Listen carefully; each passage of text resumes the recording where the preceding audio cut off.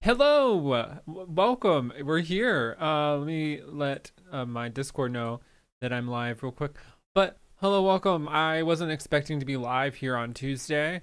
For some reason, I thought, oh, the prelim patch notes they'll drop on a Monday, and then I heard, oh no, they'll drop during maintenance. But I didn't think that was true because typically they drop so that we know where the exact location of each quest is, even though we kind of already know that in a way. But then we can park our characters before maintenance tonight. Happens tonight, maintenance. Like, oh my god, it's kind of wild to think that Friday is a new expansion and maintenance drops tonight. But we're gonna go over all these patch notes today. I'm gonna break them down for you the best that I can with the knowledge that I have, and then you can take what I say, and then take what you want with it. But no, I'm going to break everything down. There's no job stuff. There's no, I don't believe there's any job breakdowns. That's the thing that I typically just kind of go, okay, cool. Because I'm not an analytics person. There's other people that do that. Encourage you watch those people, but we're not going to be going over that stuff because it's not in these patch notes. The job information, the kind of the really big analytic job breakdowns of like all the numbers will be added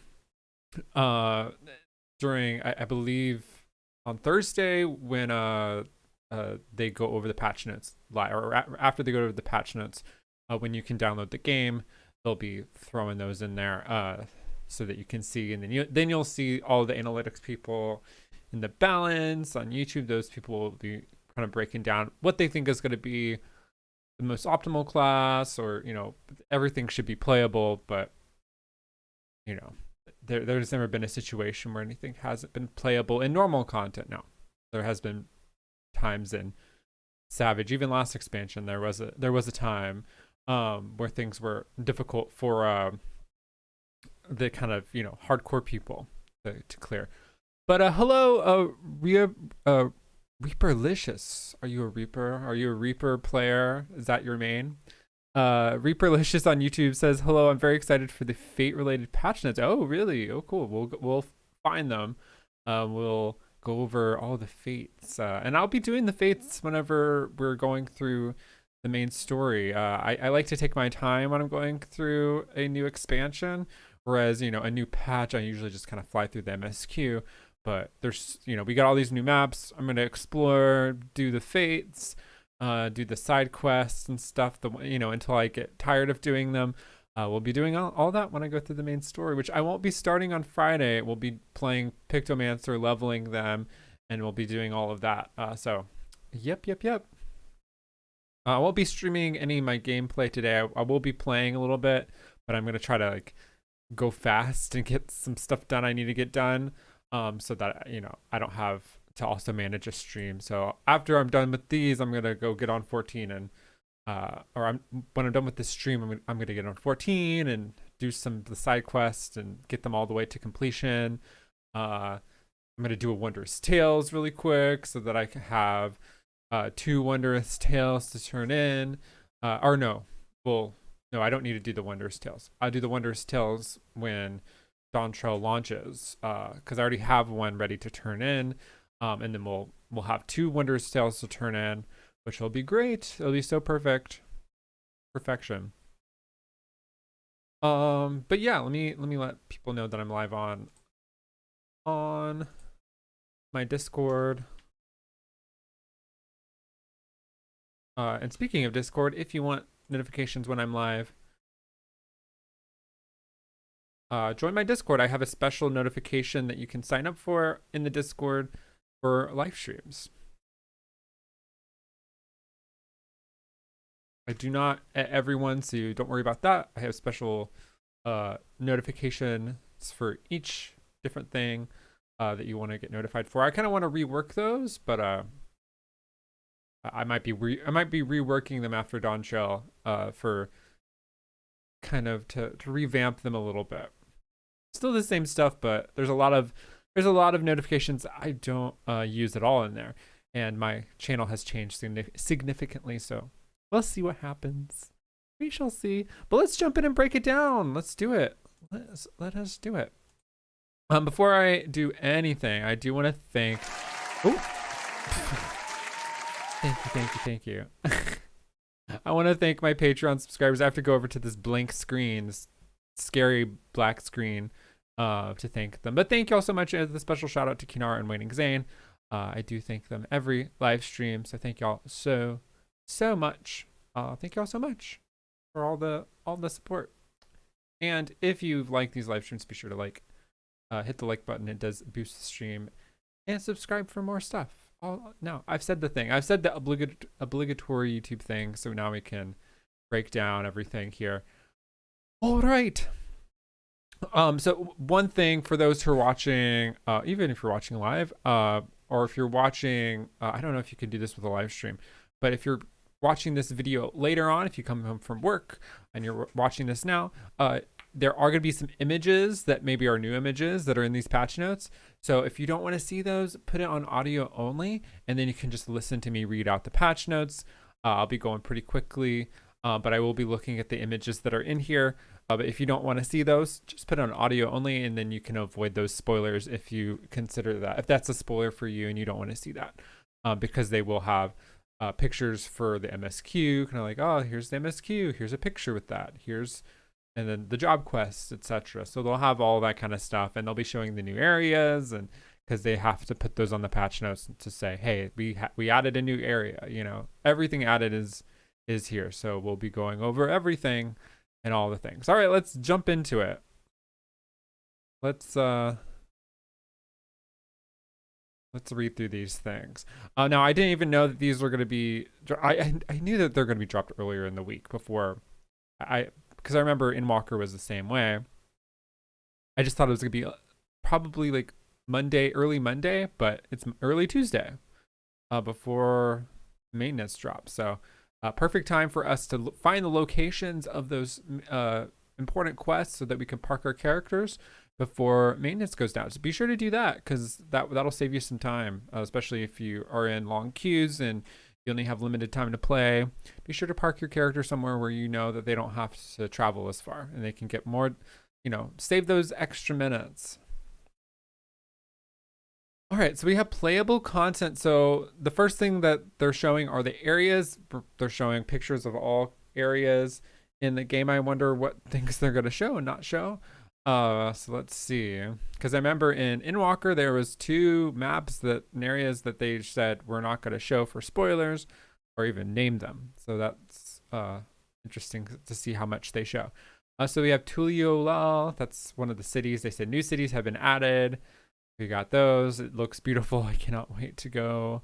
Like all the lights, we haven't seen this before because of the we haven't seen this many lights before because of the graphic update. Now we can handle all of that, and that's gonna be so beautiful. But I don't know which city I'm gonna hang out in the most, because they're both very different. And then we have Solution 9, and that's incredible. Like, that's amazing. Oh, like I just wonder how big this city is. It just looks like it's endless, but maybe it's not. But that's a new picture that I don't think we've seen this picture before of Solution 9. It's just amazing. I think we've seen concept art of this, but not the actual image of Solution 9. But yeah, that's just crazy. And they have new field areas have been added. This amazing mountain range. I mean, that's also beautiful. Look at the details of the mountains. It doesn't look like Play-Doh-y. It looks real. So, oh my gosh. I can't wait to see what's the area in because it reminds me of the one area that's in Stormblood. Y'all know the area. Every time I actually think of something that I want to say, it leaves my mind, but I'm sure someone will say below in the chat the area that I'm thinking of. The Little Sun area. And then look at that. Look at all the levels and just the rock work. That's what's really impressive to me. It's just all of like the rock detail, and there's a building inside the mount, like on the side of the mountain. It's just amazing. That's one area, but the big mountain in the back. And then Kozama Uka. I mean, they've went over all of these as well, but it kind of I kind of get confused of which is which, because they're not. I mean, they're very different, but they're not significantly different a lot of the time. So it's like, oh, is this area part of this area too? This area seems really huge. This Kozama Uka, I think this is the one that has the bioluminescent looking area. These areas look huge because, and I feel like they're able to actually have larger areas because of the graphic update, which is again pretty impressive. So that looks really really beautiful. I like this. Just like on the water with the waterfalls in the background. It just looks really amazing. And then Yaktel. Oh no, Yaktel is the one. So that's 3 areas there. Wow. And 2 cities.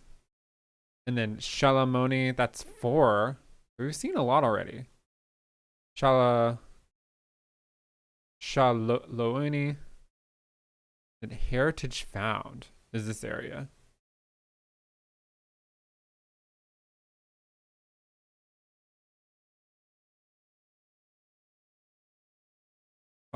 They didn't note that there's, so how many is that?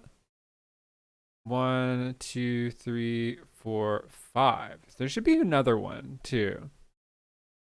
There's got to be another one. Yeah, they call that Heritage Found. I don't think they were naming it before. Or did they name it before? New city field area aetherytes have been added, and look at that. God, I can't wait to go see that in game. That's really wild.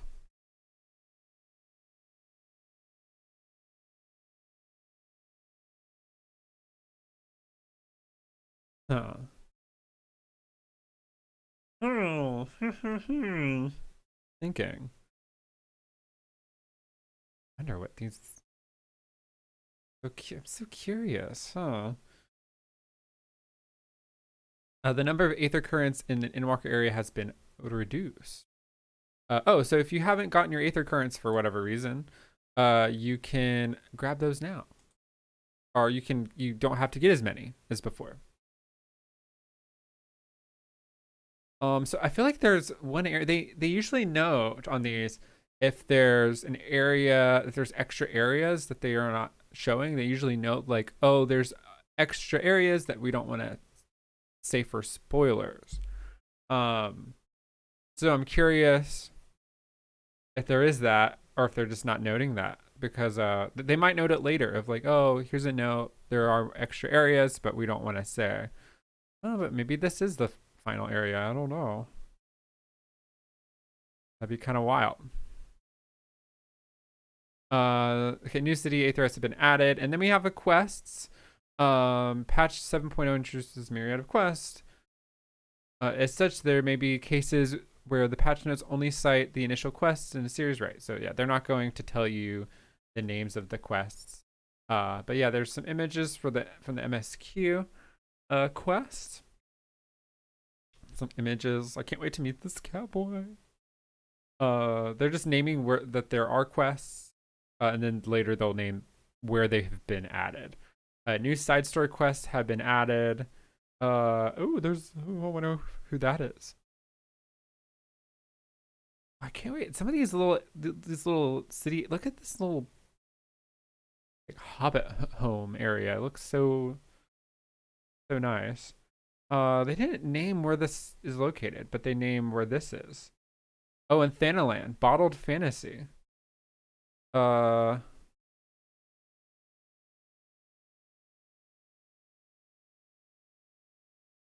Medicine Merchant. What is this? Side quest using systems will have their difficulty and EXP rewards adjust to match your current level. What is this? Bottled Fantasy. Oh, players will receive a file Fantasia upon completing this quest. Oh, is that what they were talking about? Okay, so this is like a free Fantasia quest. And that is in Ul'dah that you can get now, that you can get at level 15. Or after that quest. I believe it'll be a level 15 quest. So just note that. That's how you get it. Role quests have been added. Customer's Disciple of War and Magic, level 90. So I guess that is what gets you into. This is the one that will get you into the quests that'll unlock them. tank. We got the tank one. And those will be,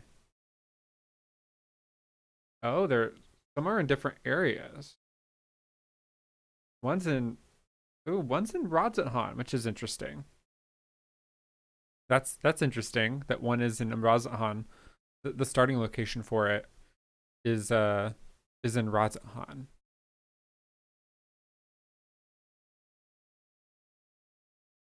Huh. Maybe that's a typo because it looks like it's very, I don't know. Y'all think that's a typo? Because it looks so, yeah, I don't think that's Rodzethan. I don't think that's Rodzethan. I think that's a typo. Here, yeah. I wouldn't bet on this being Rodzethan because look how close these coordinates are to these coordinates.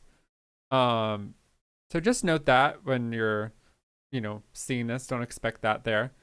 Chords are extremely nearby. Yeah, so I think that's actually Tuluyulal. Because it doesn't make sense that it would be that close also in the other map. So yeah, so that's just a mistype there. So that's those quests. New job quests have been added. Disciple of War Magic. Enter the Viper. Ulda Steps of Nald. 9.3, 9.2. I should have gotten on the game so I could see these coordinates and shown y'all in game. Here, I'll load up my game real quick. Load it up.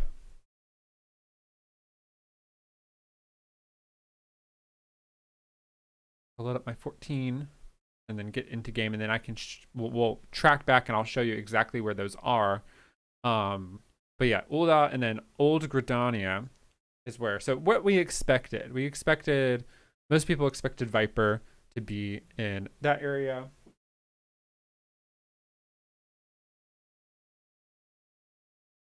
That way I can show y'all visually where those are, because does anybody memorize where the coordinates are? I don't.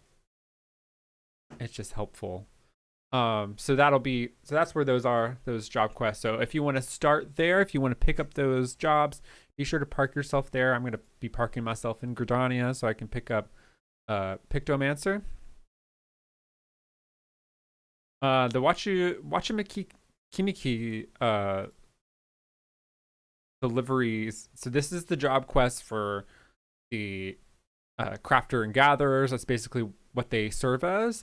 It also a great way to level. So use these to level them from 90 to 100. It's kind of wild. We're gonna be level 100.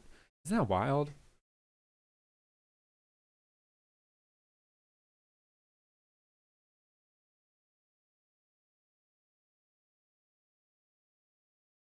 Hold on. I'm just logging into the game right now so I can.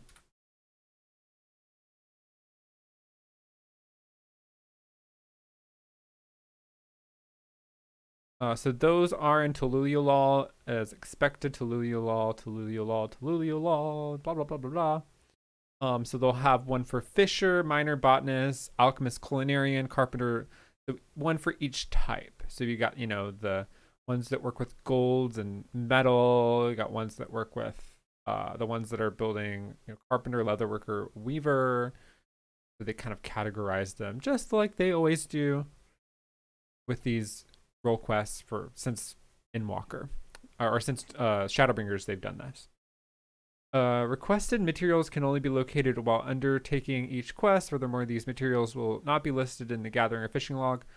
So yeah, you can't pre-gather them. You have to. They only are available when you are undertaking the quest. So you can't be like, oh, let me look up all the items before I get there, before I unlock the quest. You won't be able to gather them beforehand. So don't try to do that. Or try. I don't know. Break the system. The location of these items must be gathered or delivered can be confirmed via the journal or duty list. When viewing the journal, select map and either gathering location, blah, blah, blah. So yeah. You know what to do. Just look up the gathering stuff. But this is really one of the best ways to level. It gives you, look at all that EXP for each. I mean, it's just a lot. It's a lot. And you can get 4 million. Yeah, 4 million there. I mean, it's a lot. It's a lot of EXP, and it's a lot of you get a lot of scripts. Now, these will be the purple scripts, which are going to be like white scripts. now, I believe. Because the white script should be replaced with another script. Forgot which one. I don't know if they announced the new scripts. I believe that's how it should be. I don't, yeah, they should be replaced. Players can now temporarily hide and display of nearby players' characters when interacting with quest-related NPCs or objects. So yeah, they talked about this in the last live letter. Hide nearby players when close to quest NPCs. Enabling this option will temporarily quest progression setting. So this is how you get there. Is you go to character configuration menu by selecting control settings, followed by general tab, and then checking the unchecked options under the quest progression settings. So that's how you get there. If you're, wondering, it's under, just at least go to character configuration and, not system configuration. Hide nearby players when interacting with quest NPCs. And then you can hide the players when close to them. So there's the two settings there.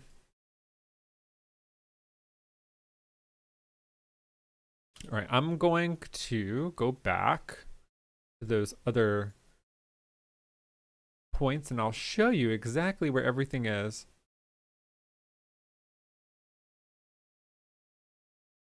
On the quests, the job quest.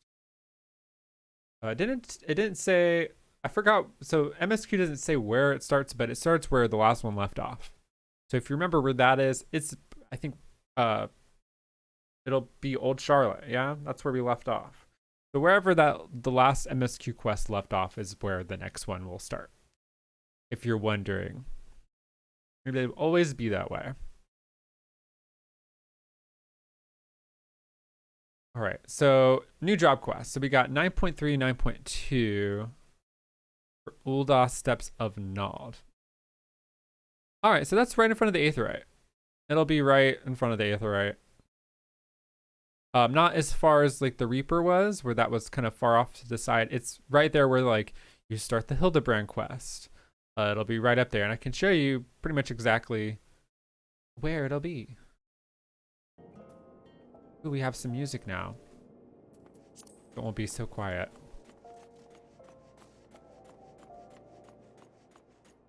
Well, let me fix this.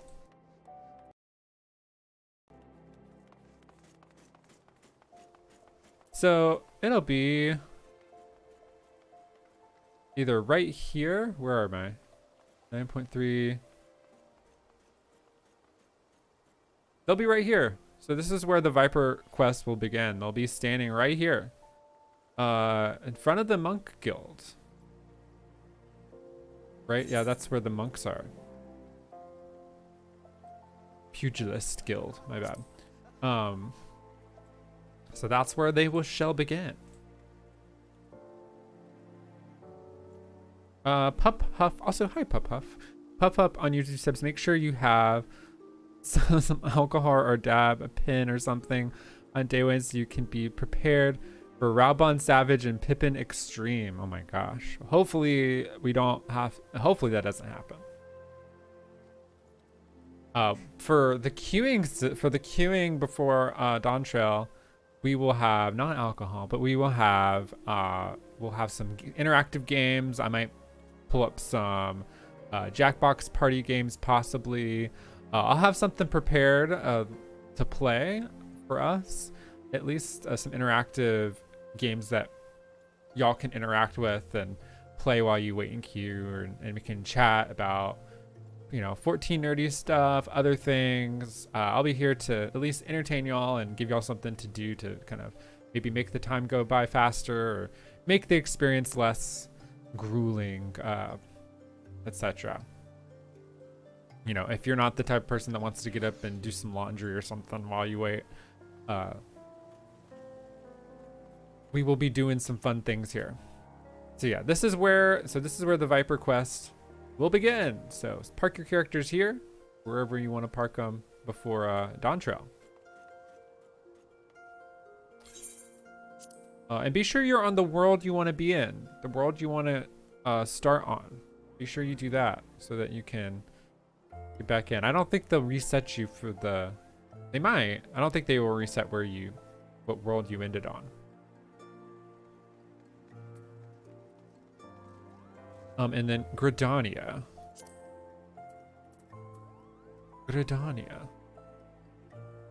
So this is gonna be okay. So this is gonna be back here. This isn't gonna be where the main aetheryte is. In Gridania. So a little bit more of a walk. We'll be back here in Old Gridania. It is 8.0 10.3. Puff on YouTube says world travel will be disabled on Aether data center until 7.05. Okay. So yeah, don't do that. Actually, stay in the world stay in your home world.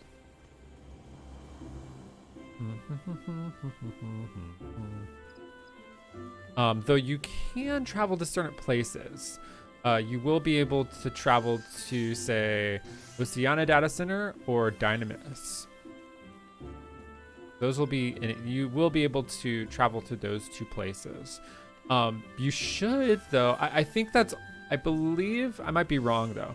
I believe that world travel being disabled is only for when you're in the launch screen, the loading screen. Not for like if I want to go to the aetheryte here and change worlds. However, you're not gonna I don't recommend trying to do that because you're gonna be in a queue forever. Trying to do that. But I don't think it's it might be. Maybe it will be disabled because 7.05 is still, it's not that long away. So maybe. But because people will be eventually wanting to do that for the S rank hunts and A rank hunts. Mainly the S rank hunts. People are going to be wanting to do that. But, you know, are people even going to be doing that in the first week? I doubt it. I doubt it. But I might be wrong. It might also be disabled here, you know, changing worlds from here. I thought it was just the loading screen. Well, let's go see where the Pictomancer quests are. I'll show y'all in game. We are looking, anyone tuning in just now, we are looking at the patch notes, as you can see here, but I'm showing the quest location so that y'all know exactly where to drop your character off so that you can waste as little time as possible. All right, let's see. Now this one I know is related to Moogles in a way. This is all the way. Oh, it's near the, okay. It's near the Conjurers Guild. So be near the Conjurers Guild, if anything, just interesting, yeah. Pop up near the Conjurers Guild.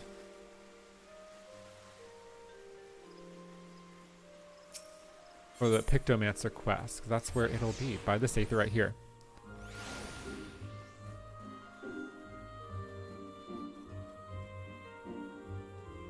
It'll be right outside here.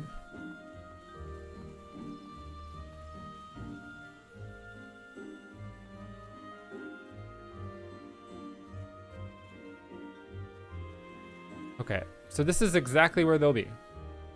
This is where the Pictomancer quest will start. They'll be by this tree up in this little corner here. So this is where the quest NPC will spawn in just 3 days. Wait, 3 days, right? Yeah, 3 days. 3 days or 4 days if you count today. Pub Huff says on YouTube, says, any of you watching, hit like and subscribe to boost the stream for Chili, please. Thank you. I appreciate it. I appreciate it, y'all.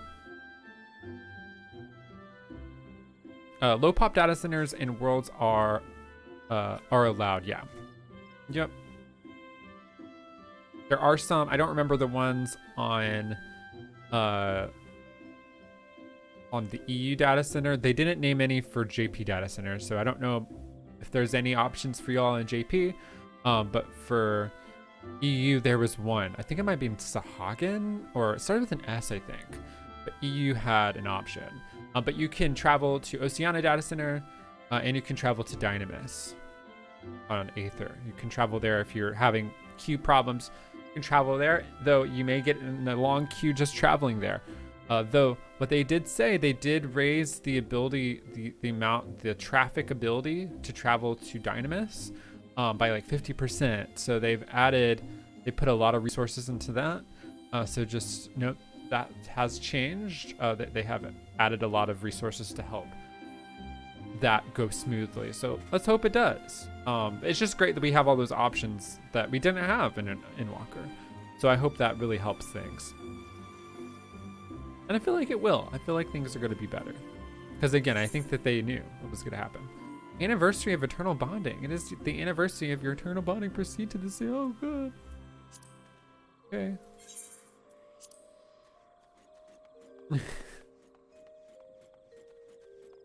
All right, so this is where they'll be. And there you go. So let's keep going. I should take a picture of these little spots.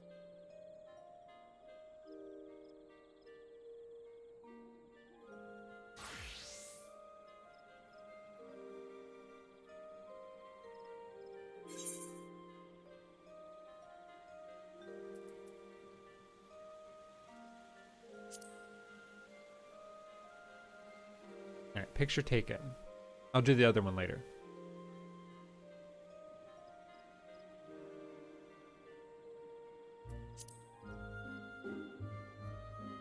All right, where did we leave off? Here. So we talked about the change to hide NPCs and stuff. We talked about that. Quest objectives that require following an NPC will now utilize visual indicators to help players avoid detection. Amazing. Wow. Okay. So they didn't talk about this. Indicators that players risk being seen should the NPC they're following turn around. Oh, great. That's great.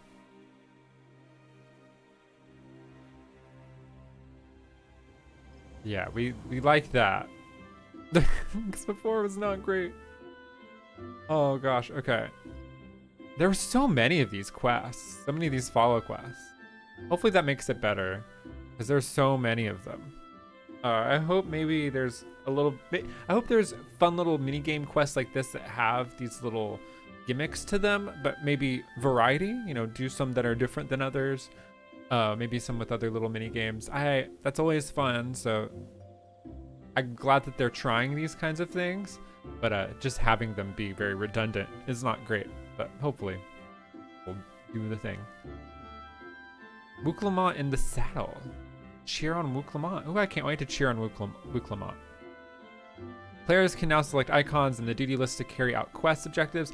So yeah, don't go into your emotes, just click the little icon there and it'll do the emote for you. You can do that now for all quests. They've added that. As of the release of Dawntrail, this feature was only applicable to quests implemented in 7.0. Oh, so just 7.0. So if you're going through MSQ before this, it won't be added until later.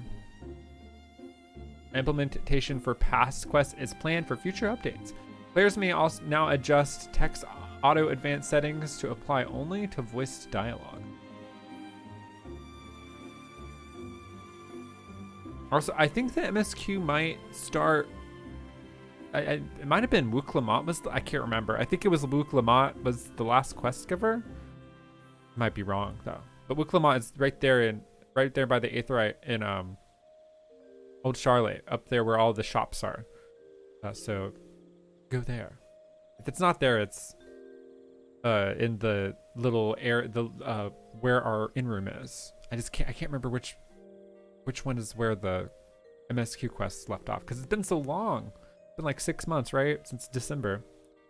Oh yeah, that was when the last that's when the last one was. Maybe it was I don't remember. I think it was January. It was a long time ago. To help alleviate issues with misinputs when completing quest objectives that require entering phrases with the chat mode in Say, certain half-width and full-width characters will now be treated as the same character. Oh, good. Good. Does that mean if... Oh, good. Does that mean they'll take like something that doesn't have? Oh, that's great. That's wonderful. I love that. Because that's one thing I was wondering if they would change that. I think when they were going over this in the live letter, I was like, oh, they need to change that too, and they did, so that's good. The categorization of certain allied society quests have been adjusted. Tribal quest, allied society quest. Oh, cool. So now it's not a tribal quest anymore. It's allied society quest. That's great too, you know. That they're trying to open up those quests. Well, one, they don't want to try. They want them to be seen as, you know, another society and not this like a tribal thing. But they also want to open it up to other things. The quest to be, you know, not just like here's a tribe, but here's other things. Certain quests battles can no longer be undertaken using limited jobs. Oh wait, certain quest battles can now no longer be undertaken using limited jobs. Oh. Interesting. I wonder which quest battles. Huh. So no Blue Mage. Or, you know, whenever we have the new job. Beastmaster. Levs! There you go. Or no, this is Levs. I was about to say Reaperlicious is looking for fates, which are the next thing. New tradecraft and fieldcraft levs have been added. No tradecraft levs or fisher fieldcraft levs allowing multiple turn-ins have been added. Oh.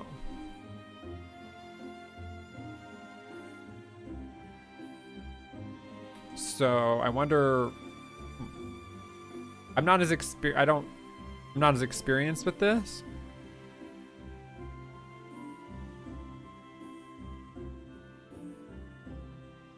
So let me know if that affects anybody. Experience points rewarded when using a class at level 90 or above to complete a lev with a level requirement below 90 have been capped at 1,000. Yeah, that makes sense. That's a typical thing for those. New fates have been added. I wonder if this is a world boss. Because I bet it is a world boss. Because, you know, they advertised this in the one trailer, and that's a lot. That's what they did last time. The last, what is it? Oh my god, the benchmark trailer. The last benchmark trailer was also a world boss. Chi, so yeah, I bet this is a world boss that we'll get to fight. This tentacle monster. The scales look kind of freaky on it though. The texture is scary.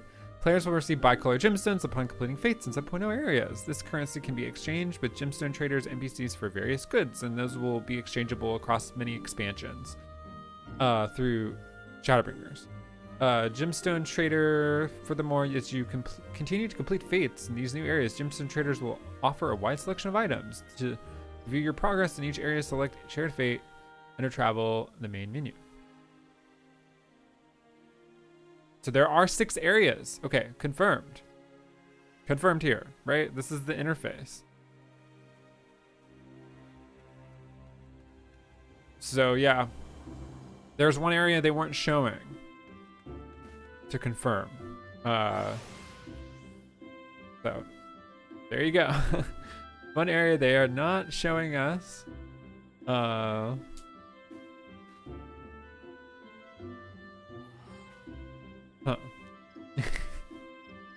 So there we go. Because they showed 5 up there. So there's one. They didn't even note that there was one left. So there is 6. There's always 6, but that just confirms that there's not 5. You know, not 5 big maps, because maybe they needed to do 5, but nope, there's 6. The maximum store of bicolor, unless this changes when we go into the game, but yeah, there is 6. The maximum store of bicolor gemstones have been increased from 1,000 to 1,500. That's wonderful. That's wonderful. That is great. Maybe that means there's gonna be more expensive items though with bicolor gemstones. Fates have been, if you're looking at this just means where this feature was implemented first. That way the maximum store of bicolor gemstones has been increased from, oh, okay. So the storing of those was an implementation of 5.x.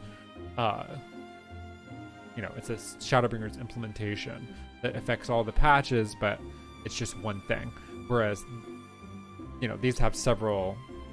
This feature is included in all of these, somewhere in those expansions. Fates that grant a bonus to experience points gained will now also grant a bonus to earn Biclar gemstones.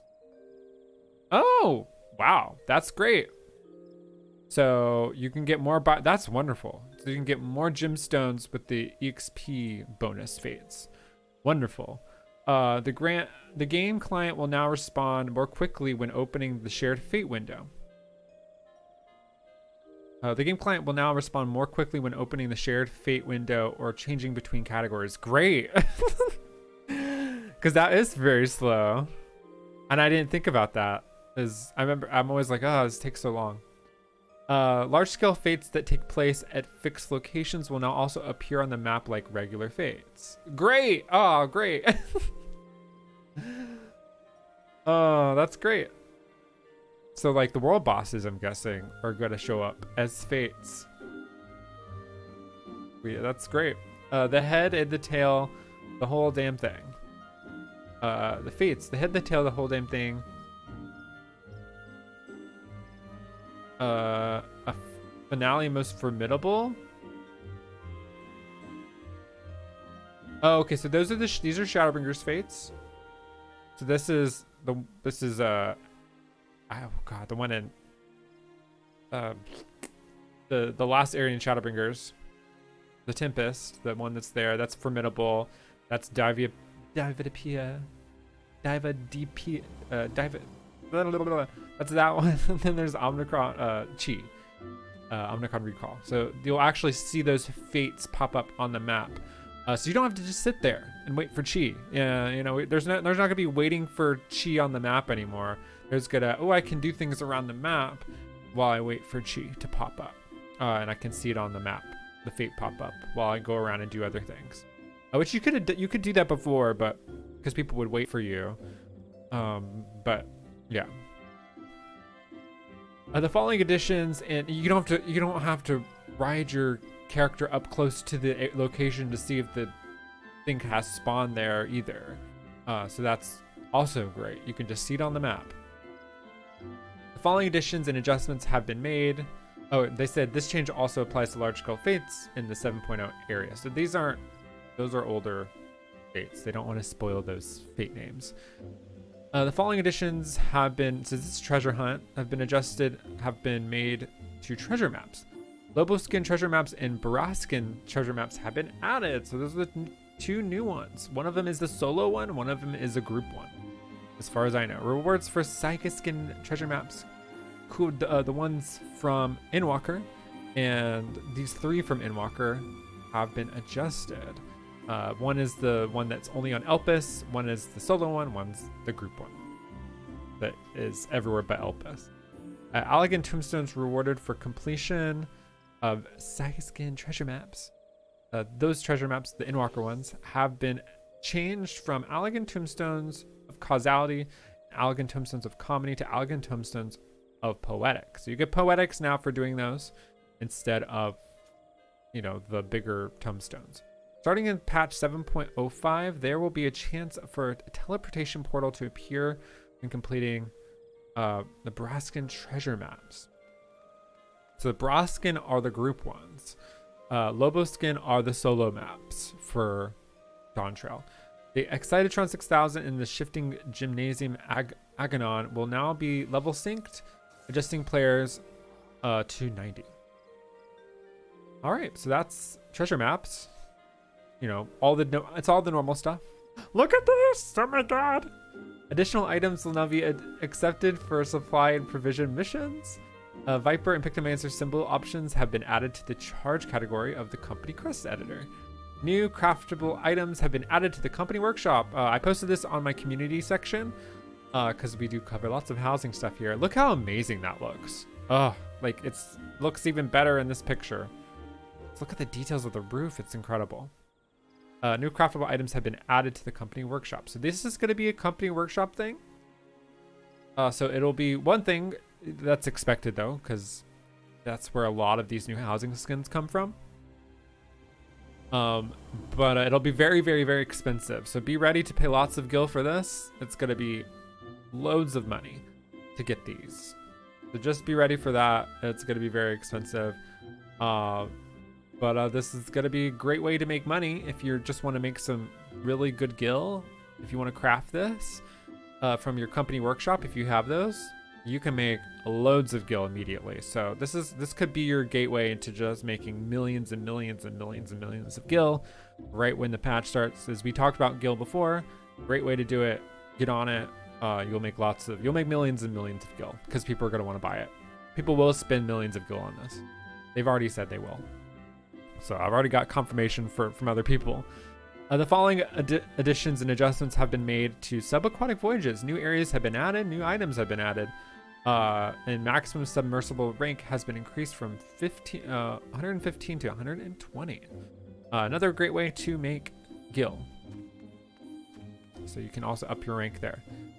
Housing. Ward classifications have been adjusted for residential districts on certain worlds. Changes will go into effect on Saturday, June 29th, 2024 at 8 a.m.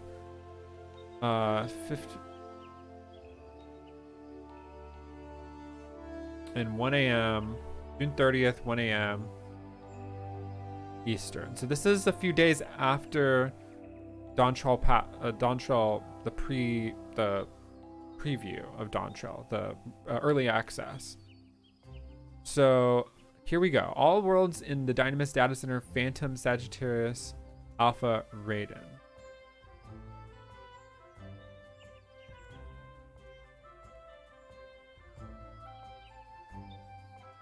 So this is only for these areas. Phantom, Sagittarius, Alpha, Raiden. Eligible to purchase land, free companies. Ward 1, 2, 3, 4, 5, 6 is free companies. 7 through 20 is free companies and private buyers, so it's universal. 21 through 25 is, or 21 through 24 is private buyers. 25 is free companies. 26 through 29 is shared, and 30 is private buyers. It's interesting how staggered it is, and it's not just like here's these and then here's these, because it's easier to tell. But that's how they decided to do it. Ward classifications for other worlds have remained unchanged. So this is just for these areas. Just for these areas here. Changes to ward classifications have no effect on plots that have already been purchased. So if you already have a plot here, it'll stay how it is. If you have a private buyer's plot and your area changes to just free companies, it won't affect you. You'll still have your house. It's not going to change your house. It's not going to kick you out of your house. Don't worry about that. It's just the ones that are not that are unbought. And I assume these are areas like Dynamis Data Center. These are places where there is not a lot of houses bought. But they didn't do anything to Oceania Data Center, which is interesting. Because that definitely doesn't have very many plots. But Dynamis, I know, has very little plots there. Or it has very plots that have been purchased. People, I mean, if you want a house, go on Dynamis. Move your character to Dynamis. It's such a great opportunity to do housing if you want to do that. The estate holder rights system have been implemented. Ooh, okay, what is this? Players can now eject characters from their estate, hall, or garden, and bar characters from entering their property. All characters registered to this account will be barred from entering your property for 10 days. Are you sure you wish to add them to your list of barred characters? Only the main rights holder can remove characters from this list. Register to barred characters list. To bar a character from your property, you must first be on your estate grounds and have the requisite authority. Target the character you wish to bar and select Bar from Property in the subcommand menu. Then choose the Register as Barred character. They will be ejected from the estate grounds and moved to the housing area instance. Barred characters will remain on the barred character list for 10 days. During this time, any attempts to enter your estate, hall, or garden will instead transport them to the housing area instance. Okay. So it'll be like if your house is full, it'll act like that, where they'll try to load it and then they'll load back out. To view or adjust these settings, select housing from the social menu, followed by estate settings, then estate holder rights. I have a feeling, this is a great system, but I have a feeling this is going to cause so much drama. There's going to be so much just like drama that's going to come out of this. And, that's okay. But I just have a feeling there's going to be you're going to just see a lot of people, there's going to be a lot of stories about this. Like, oh, I was barred from their estate and I'm going to talk about it. I'm going to go online and talk about it. I have a feeling it's going to happen. To view or adjust these settings, select housing from the social menu, followed by estate settings and estate holder rights. Authorization settings will differ according to the type of residence. Yeah, all right. There we go. Free company estate. A free company master is the main rights holder and may appoint up to 4 free company members as secondary rights holders. That's as many as that can actually kick people out. The estate owner is the main rights holder and may appoint up to 3 tenants as the secondary rights holders. That's cool. All right, that's good. That works especially if you are running a venue out of your home and you don't have an FC. It's just a private home. You're able to work with that a little bit more. Apartment private chambers. The apartments or private chamber owner is the main rights holder, cannot appoint secondary rights holder. That stinks. I wish you could. Should be noted that when the secondary rights holder with the settings enabled are present in the estate, characters on the blacklist may also be denied access to the property. Interesting. So there you go. Which rights holders blacklist will be included to determine who is barred from the estate may be adjusted via the estate holder rights window. So okay, so you could adjust that. And that's great that you have that option, because think about maybe you only blacklist people because you don't want to do savage raids with them, not because you think they're a bad person, but because I just want to blacklist this person from my parties because they weren't I don't want them in my raid party. I don't want to have to raid with them not because I think they are, I just don't want to be queued with them anymore. That's very possible. Hi, the Red Spectra on YouTube. Welcome in. But they can come to your housing event though. So that's great, because sometimes people don't use their blacklist just because someone is being cruel. Sometimes they will just use it because to keep them out of their raid party and keep their raids a little bit more efficient. That's okay. That's how they want to use it. And that's why it's there. After entering the lottery for an estate, viewing the placard for the different plot before confirming the result. Wait, let me read this again. After entering the lottery for an estate, viewing the placard for a different plot before confirming the results of your entry will now remind you of the estate address of the plot you bid on. Yes. Oh my god. Oh my god, yes. I wonder if it'll show. Oh, that's great. Has anyone ever lost where they bid on? I have. I've been like, oh, where did I bid? Because you have to write it down. I think it might be in your timers window. Maybe not.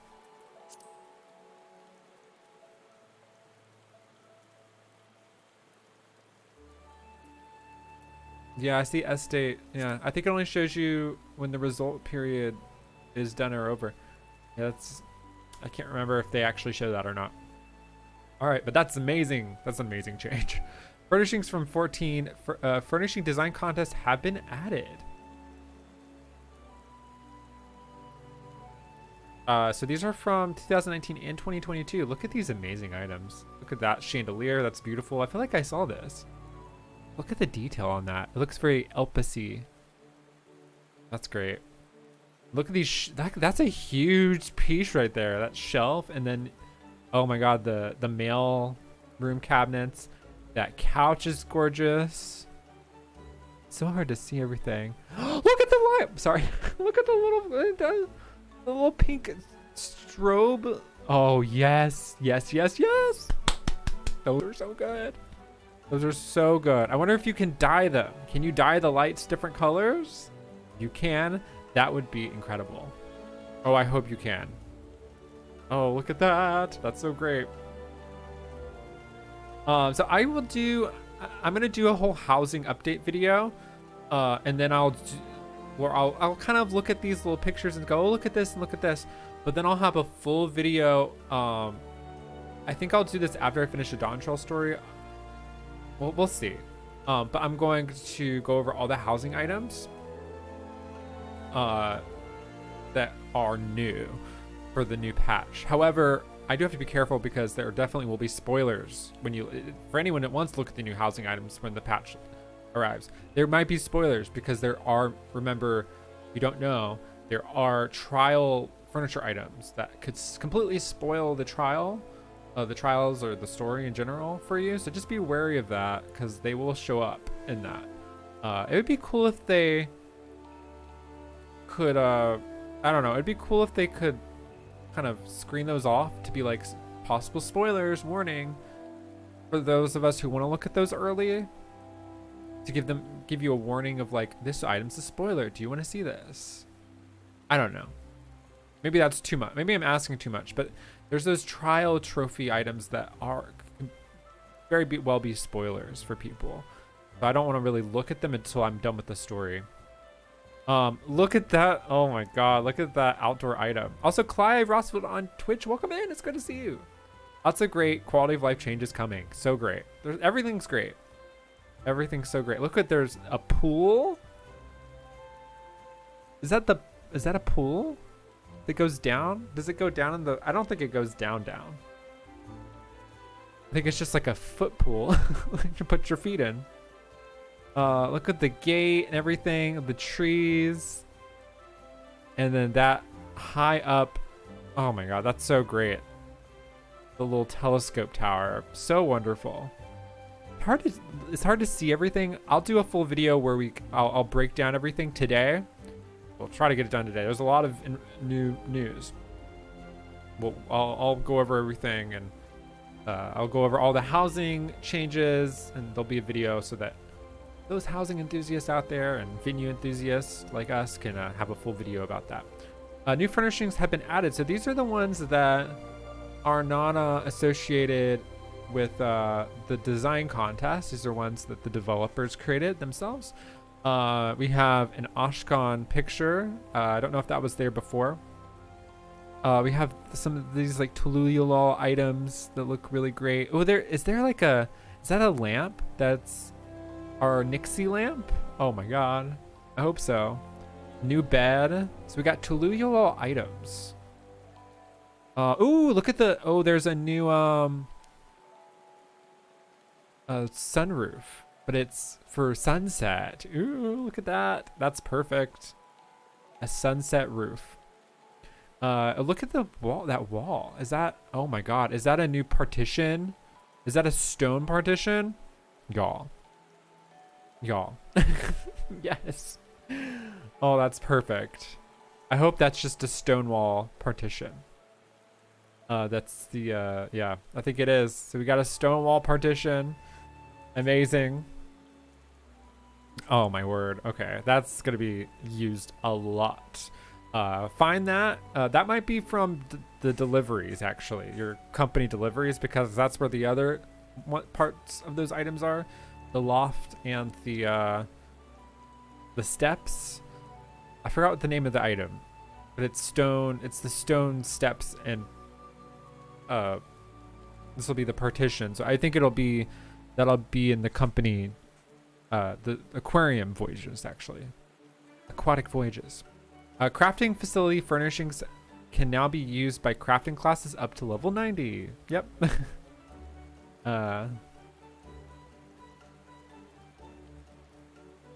In accordance with the increased character level cap, level 100 striking dummies have been added. Look at that striking dummy. That's very cool. This ancient looking Solution 9 striking dummy. That's very cool. I can already tell people will have those. I wonder if we'll have Solution 9 houses, or even housing. That would be amazing. We need Solution 9 housing right now. Yeah, that would be really cool. Or just solution. What if they just added, you don't even need a housing. You just need apartments. Just be like, oh, there's apartments here in the main city that you can go to. That you can just queue into like an apartment building. They could just add that. It doesn't even have to be a full housing venue. It would be very cool. New orchestrion scroll, like if they had like a condo or something. I don't know. That's just my thought on it. I think it would be very cool. New orchestrion roles have been added. Of course. New aquarium fish have been added. New fish. Is that a Mamora Mora? Is that like a see-through Mamora Mora? That's amazing. Cool. That'll be in the new aquarium. New seeds for flower pots have been added. Look at those. Those look really great. Sunflowers. Garden sunflower seeds. Yep. Garden sunflower seeds can be purchased from the following NPCs. You can get them from, you know, your typical place you get seeds from. All these merchant suppliers that are located in the housing wards. Mannerful Gold Saucer. New prizes available for purchase using MGP. Guessing it's these glasses here that you can get. Just the glasses? Is that hat new? I don't think the hat's new. I believe that's a Red Mage weathered gear, right? The following edition have been made to Triple Triad. New cards have been added. New NPCs opponents for Triple Triad have been added. Players can now engage in Triple Triad matches in new areas. Card numbers have been added to the item description of all Triple Triad cards. Oh, cool. That's great. This is a great quality of life change for us who have to go into the thing at each time. Miscellaneous. Players can now select Female Hrothgar when creating character. Regardless of your progression in the main scenario, Female Hrothgar will be selectable when creating new characters, editing your character's appearance using Fantasia, or hiring a retainer. So nothing new there. Winning entry, I mean, it's new, but nothing we wouldn't already suspect. A winning entry from 14 hairstyle contests are now available. Oh, look at that hair. Is that Thancred? Well, we already have Thancred's hair, but look at that hairstyle. Look at that hairstyle. It looks very Emmett Selkie.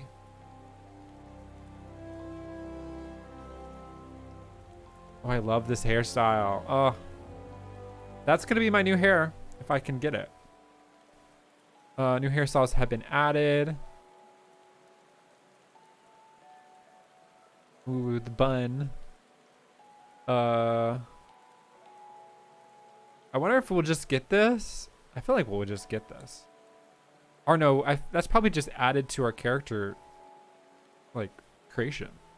It's the, you know, our mainlander, right? Is that what we call him?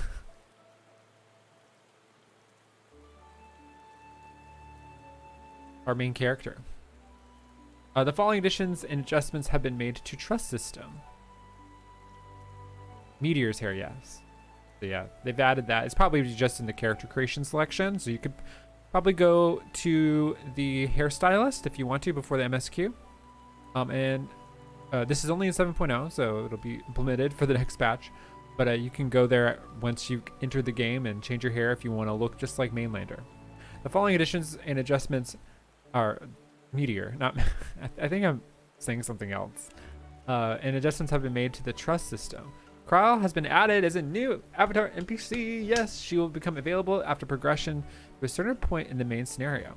In accordance with the increased character level cap, the level cap for avatar NPCs has been increased to 100. New glamours will be unlocked for the avatar NPCs that reach level 100. Oh, cool. Oh, you can like change how they look. That's interesting. Did they talk about that? I missed that. If they did, I feel like I remember them saying something.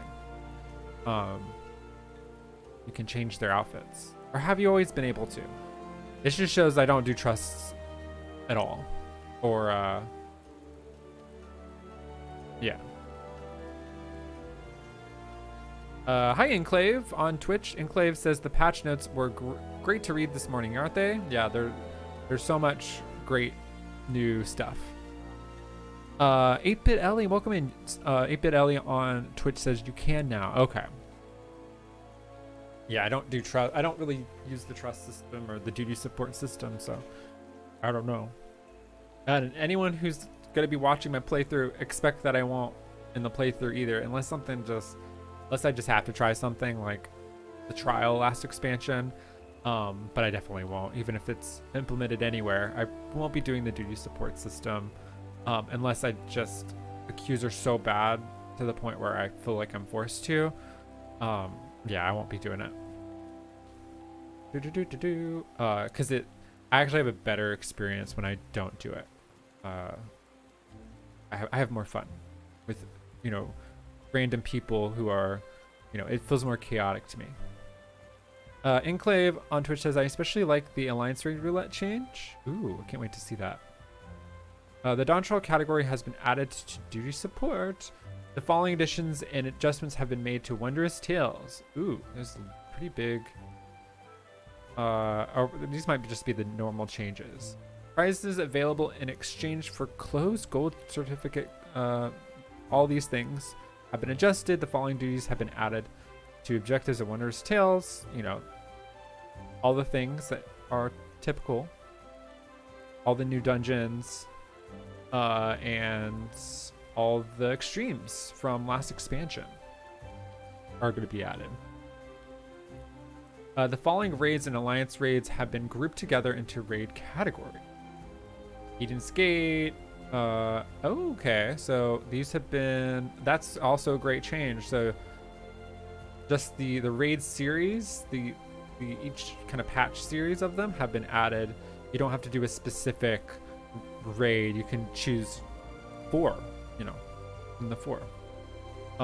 Same with these. You don't have to do Labyrinth of the Ancients. You can just do, the certain Alliance series. That's also very great.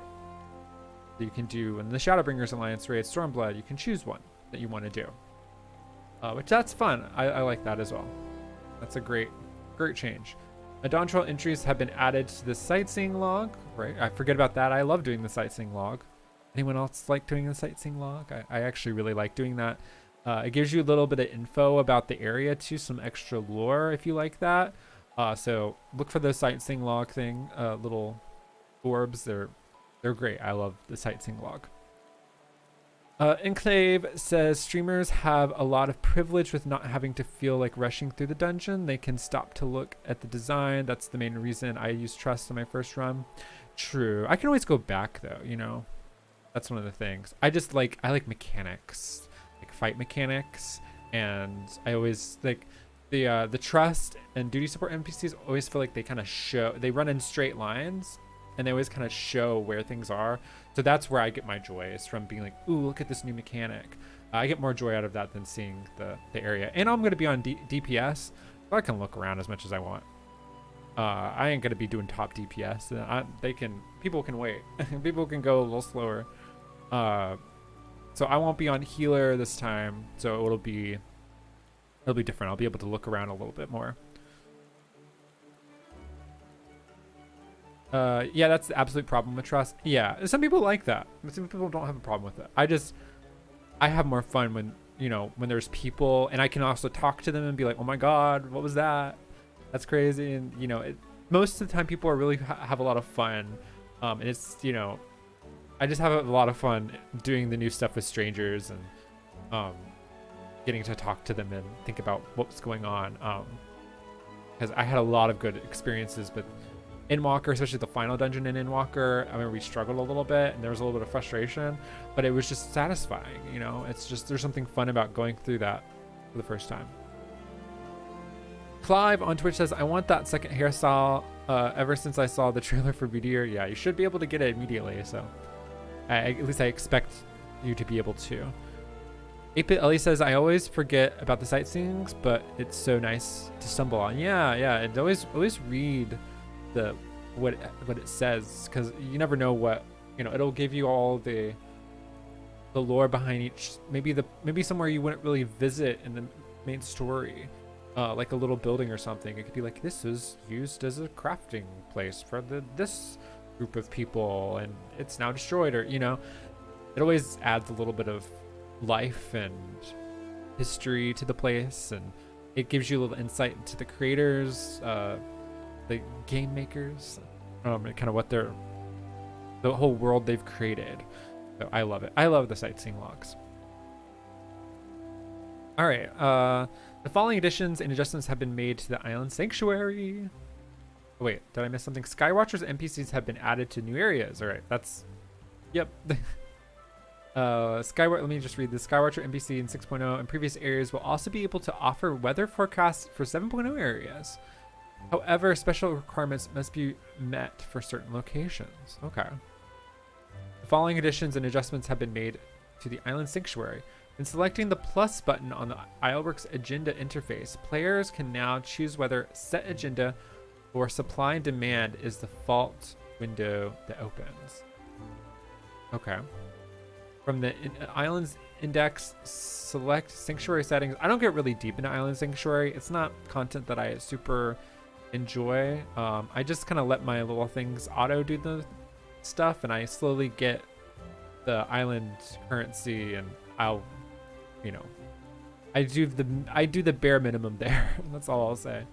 I don't do much else there. I don't get super into it. The sanctuary gathering log can now be opened via the material allocation window. Okay, cool. Material allocation window will now save sorting settings. When selling materials in bulk via the enterprising exporter and quantities, the quantity set may now be saved for the future transaction. Cool. All right, so this all sound good. Battle systems. The level cap for Disciples of War magic has been reduced to 100. The Viper and Pictomancer jobs have been added. And I showed y'all earlier in the stream where this location is. This is right in front of the Ulda Aetheryte. If you just go up the steps, right there in front of the Pugilist building. If you are wanting to play Viper. In the Pictomancer, that quest starts right outside of, I'm standing right where it is still. It's right here. Right in front of the Conjurer's Guild. This is exactly where this quest will start. When the patch starts.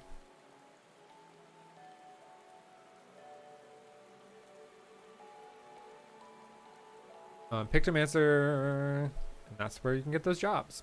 In accordance with the additions of these new jobs, geared for Viper and Pictomancer has been added to the rewards and certain duties and will now be sold by merchant NPCs. Please note, however, the Viper and Pictomancer cannot be used in the Hall of Novice, nor can they receive the first time completion bonus from Guildhast. Okay, so there's that. If you're planning on that, I think that's been the same for every new class. New job actions have been added. So, just check the job actions trailer and you can see those. Actions and traits have been added. The layout of Blue Magic spellbook interface has been adjusted. Interesting. So I'm curious to see what that, what the layout will be for that. The following adjustments have been made to limit breaks. Monks will no longer change position when executing Final Heaven. That sounds good. I don't really play Monk, but just hearing that sounds like that would have been a problem if you change positions during a limit break. Dragoons will no longer change positions when executing Dragonsong Dive. Also sounds great. That sounds like a pain to have to deal with. I never really played any. I played Dragoon, but yeah. Certain status effects granted by class and job actions will now be removed when changing areas or entering an instance duty. Wait, certain status effects granted by class and job actions will now be removed when changing areas or entering an instance to duty. Oh, I didn't know that was a thing that happened before. The effect of certain monsters and NPC actions have been adjusted.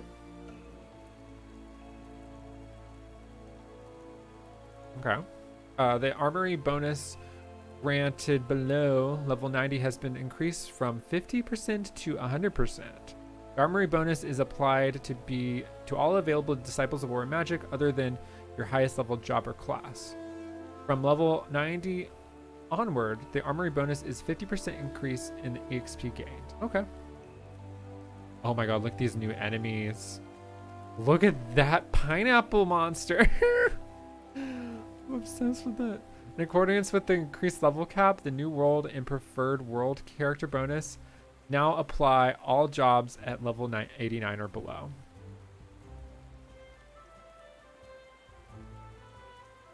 I wonder who lives in this pineapple under the sea. I wonder if it's just, yeah, SpongeBob's in there, y'all.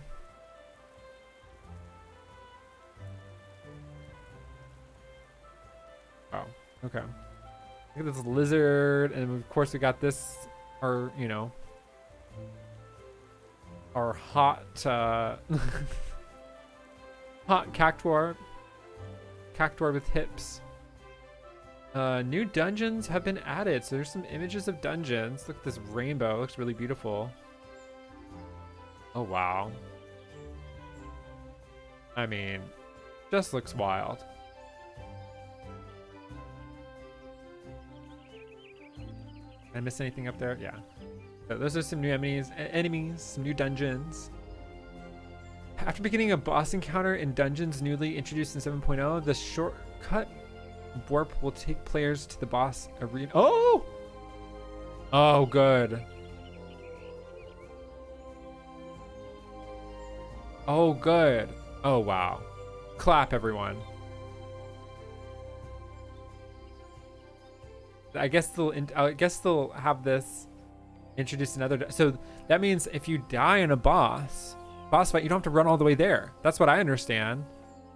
You can just teleport there. You don't have to defeat the boss to unlock the teleport point, and it'll teleport you to the entrance. That's amazing. That is actually one of the best changes ever. So simple and small, but such a big difference than having to run all the way back. It makes dying less horrible, because it's just like, oh, let's just try again.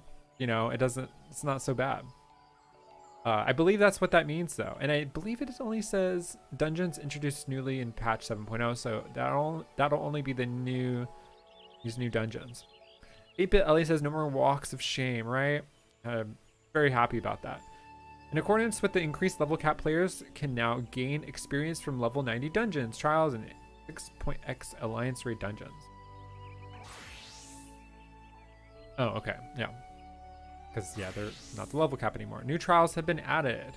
Got this one. They also showed that picture of that other one a while ago. So we'll see. We'll see what happens with that one. Unreal trials have been temporarily disabled. So no Unreal trials until 7.1. You still may exchange faux leaves for various rewards. So yeah, no Unreal trials until the next patch. Players will now receive the power, which will be like 4 months or so, or maybe more, maybe like 5 months. Players will now receive the power of Echo in the event all party members are incapacitated during the following trials. They just added that to their older trials, so you know, that's just the Echo effect. The strength of Echo granted in Pandemonium Abyss of Savage has been increased. Another typical thing. The Spire of Trial, an expansion of Stone Sky Sea, has been added. It looks like this will be in Solution 9. And it is, yeah. That's very cool. Look at it, it already looks amazing. So that's where your new test dummy stuff will be for checking your DPS. It'll be in Solution 9. The weekly restrictions on receiving cracked anther clusters upon clearing Thalia has been removed. There you go. New elite marks have been added. Ooh, look at the elite marks. Those look really cool. Oh, there's the one little pellet, the toucan thing that we fought in the last patch. Oh, the sugar glider is a boss. You can fight the sugar glider. Oh my god. And then we got this like bee thing, and then we got this technical little eye thing, little droid. Players can now hunt regular and elite marks in new areas. Marks defeated in the new areas will also yield sacks of nuts. So they haven't changed the currency. It's still the same currency. that can be used across all of the the last 2 expansions. So I was wondering if they would change the currency, but they haven't. That's great. You know, makes it a little bit easier to get the older items, especially if you're new to the game and you just want to you want to be where everyone is, you know, doing the hunts. You can still purchase stuff from the other expansions, which is great. It would be different if 14's, the older content stayed pretty relevant, but it just doesn't. It doesn't stay as relevant as the newer stuff. As, you know, other MMOs do, but I still like how 14 does it. Which can be exchanged for various items. Players must first complete the following quests before taking up the hunt in these areas. So hunt quests will be in Telluride. The hunt board will probably also be in Telluride, or it definitely will be, because it's always in the first area of the expansion as the hunt board. Hasn't changed. You can exchange sacks and nuts for items. Falling NPCs, yeah, it's right there in Telluride. Viper and Pictomancer arms are now available from the following deep dungeon vendors. Oh, cool. All right, so you can get that's expected as well. You can get deep dungeon weapons if you want those. You can get them from any of the deep dungeons. You can get you a weapon if you like for the new classes. Elegant tombstones of aesthetic have been added. Players can now obtain up to a maximum 2,000 tombstones of aesthetic. So here's the typical changes. You cannot obtain, so all of these tombstones will be going away. They're all going away. Astronomy is already non-obtainable, but if you already have astronomy right now, you need to sell the astronomy for causality. You need to get rid of it now. This will be able to be exchanged for elegant tombstones of poetics after the release of 7.0. So causality will turn into poetics. This will be able, yeah, they're both going to be exchangeable for poetics. So if you want poetics, yeah. So I think the thing is, if you don't care about poetics, you can just buy what you want with these now. The causality and comedy. So that's cool. So don't try to save these for the, they won't be exchangeable for the new currency like it typically is.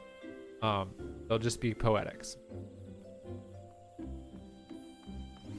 So yeah, if you have this astronomy, get rid of it because it's going away.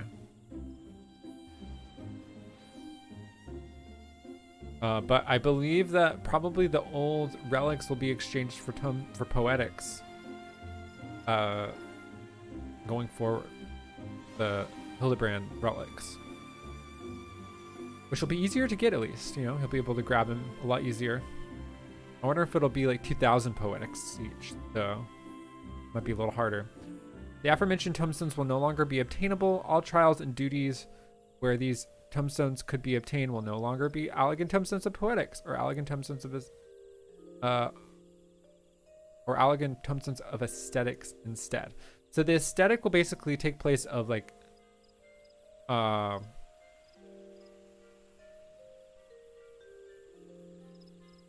be your new comedy, and there won't be your secondary tombstones. Those will be added, I believe, they'll be added pretty shortly into the raid, because you'll have your raid currency, unless there's maybe 2. I can't remember. I can't remember. Yeah, it should be. Yeah, there should be 1 added for the raid.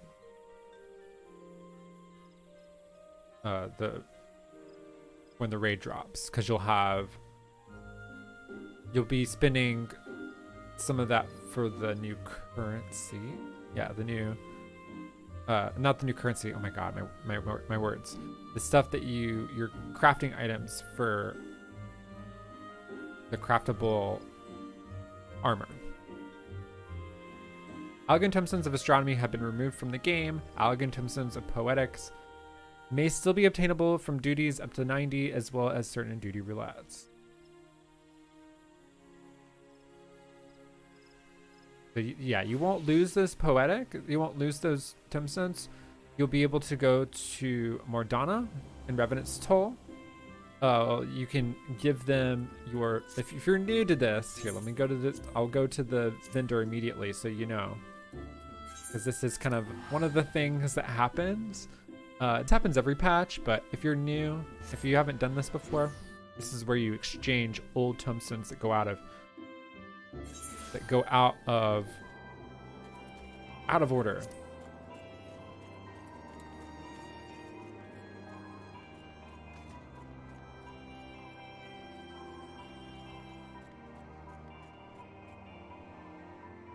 It's right here.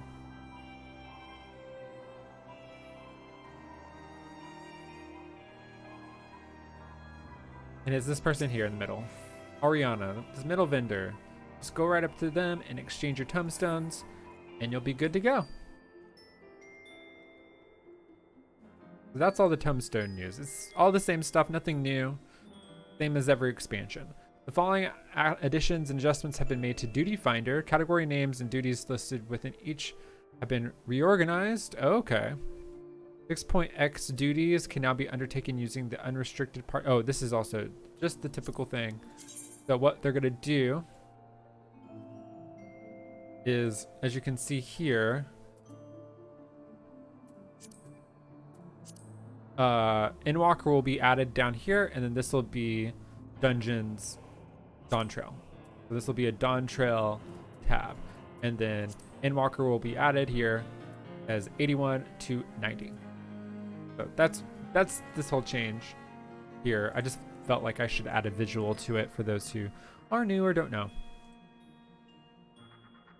When undertaking duties using the unrestricted party option, players can now elect to leave a duty even during combat. Oh, great. That's great. Love that.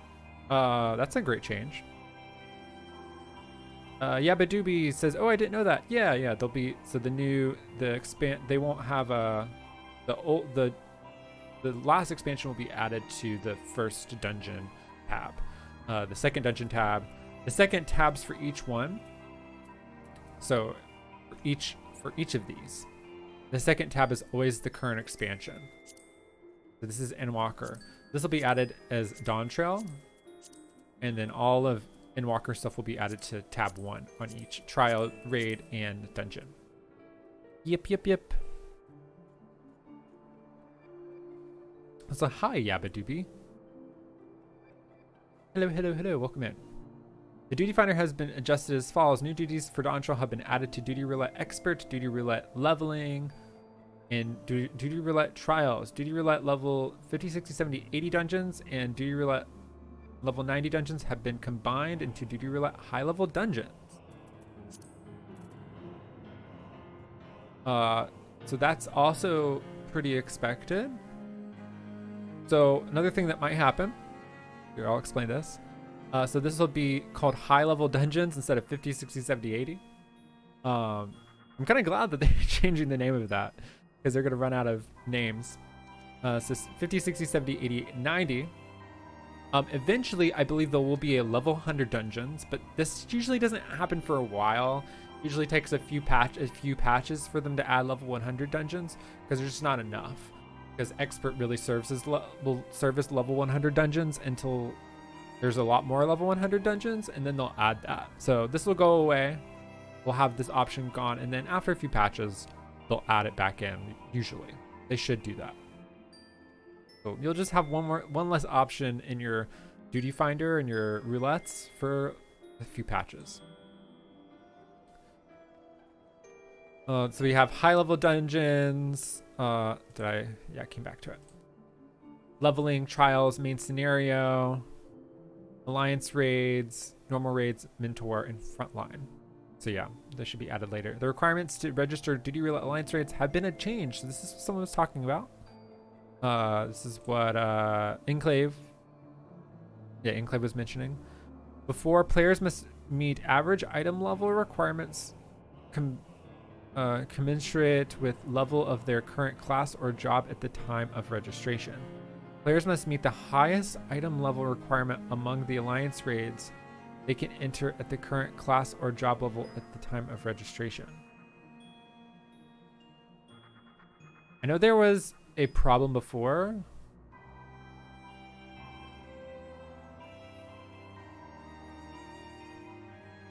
No more always getting Crystal Tower. I thought they made that fix before though. Is this a different fix? Because there was a change with this and a few patches ago to help alleviate alliance raids. Players must meet average item level requirements. And then there was another issue that started happening with people where they couldn't do alliance raid because they were like level 60, but their item level, or there was just something like they hadn't even unlocked the Heavensward Alliance raids, but it was saying their item level wasn't high enough. Even then, I don't know. This is just something I heard. But I don't know. I wasn't there. I just heard it through the grapevine. Players must meet average item level requirements commensurate with the level of their current class or job at the time of registration. Players must meet the highest item level requirements among the alliance raids they can enter at their current class or job level at the time of registration. Okay, so they had changed. So they had changed it to where you can get less Crystal Tower. That's what this is. However, this creates an issue. That is what happened.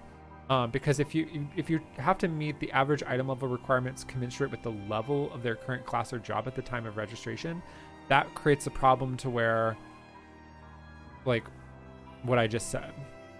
Now, players must meet the highest item level requirement among the alliance raids they can enter. That's a better fix. So they really messed up there to where it was based on the level. So even if you hadn't done the Heavensward Alliance raids and you're level 60, it's gonna up your item level requirement to that, even if you can't access that level 60 gear. If you've already gotten to level 60 and you're still going through A Realm Reborn, it wouldn't allow you to queue up for your Alliance Raid roulette. So that is actually what happened. And that's kind of wild that they didn't think of that. It's a pretty nasty thing to have to deal with. You just can't do Alliance Raid roulette for a while until you open. I mean, I guess you could go to the market board, but can you go to the market board if you're on free trial? I don't know. That's another thing. I don't know if you can purchase stuff from the market board on free trial. Maybe you can. I can't remember. But yeah, that's something that they've fixed. So yeah, it's all based on the alliance raids that you're able to enter. So they just fixed it so that doesn't happen. PvP actions for Viper and Pictomancer have been added. The following, I'm curious to see them in. I want to see those in PvP. I didn't even think about that. The following additions and adjustments have been made to the Wolf's Den Pier. New items are available for exchange for trophy crystals. New items are available in exchange for wolf marks. So that's what you get. Series 5 will end and Series 6 will begin. Series 6 will be held from patch 7.0 to the release of patch 7.1. During the time, you can earn a series EXP and increase your series level by participating in PvP duty. Increasing your series level will unlock various series rewards. So this is a PvP reward confirmed now from, I guess, your series. Have I done my series?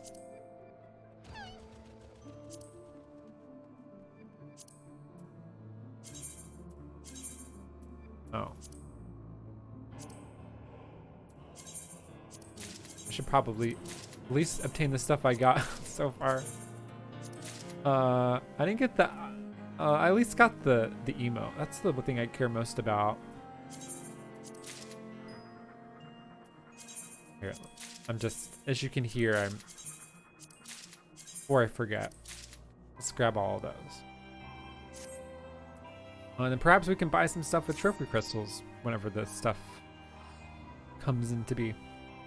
Sabrina on YouTube, welcome in. Sabrina says, no, I don't think you can. It wasn't able to access the market board when I was on free trial. Yeah, so that creates even a worse issue for people that get stuck with if they get to level 60 in A Realm Reborn. And that's so common to think about. Like, you're going to be level 60.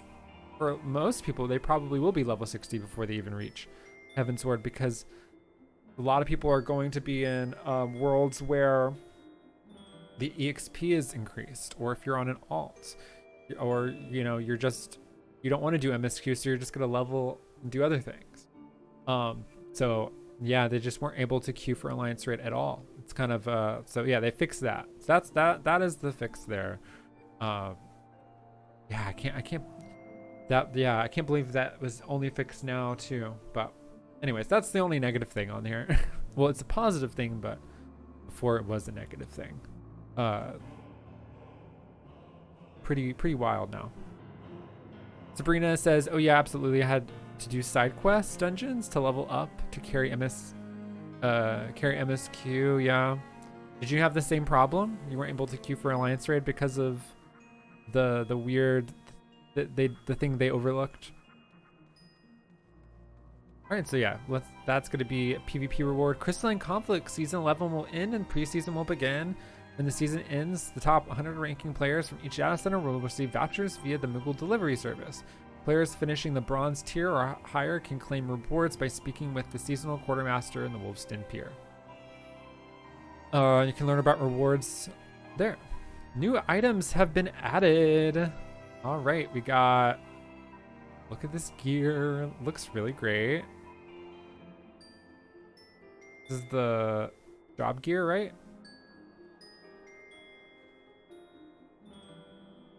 Or is it? This looks like it all goes together though.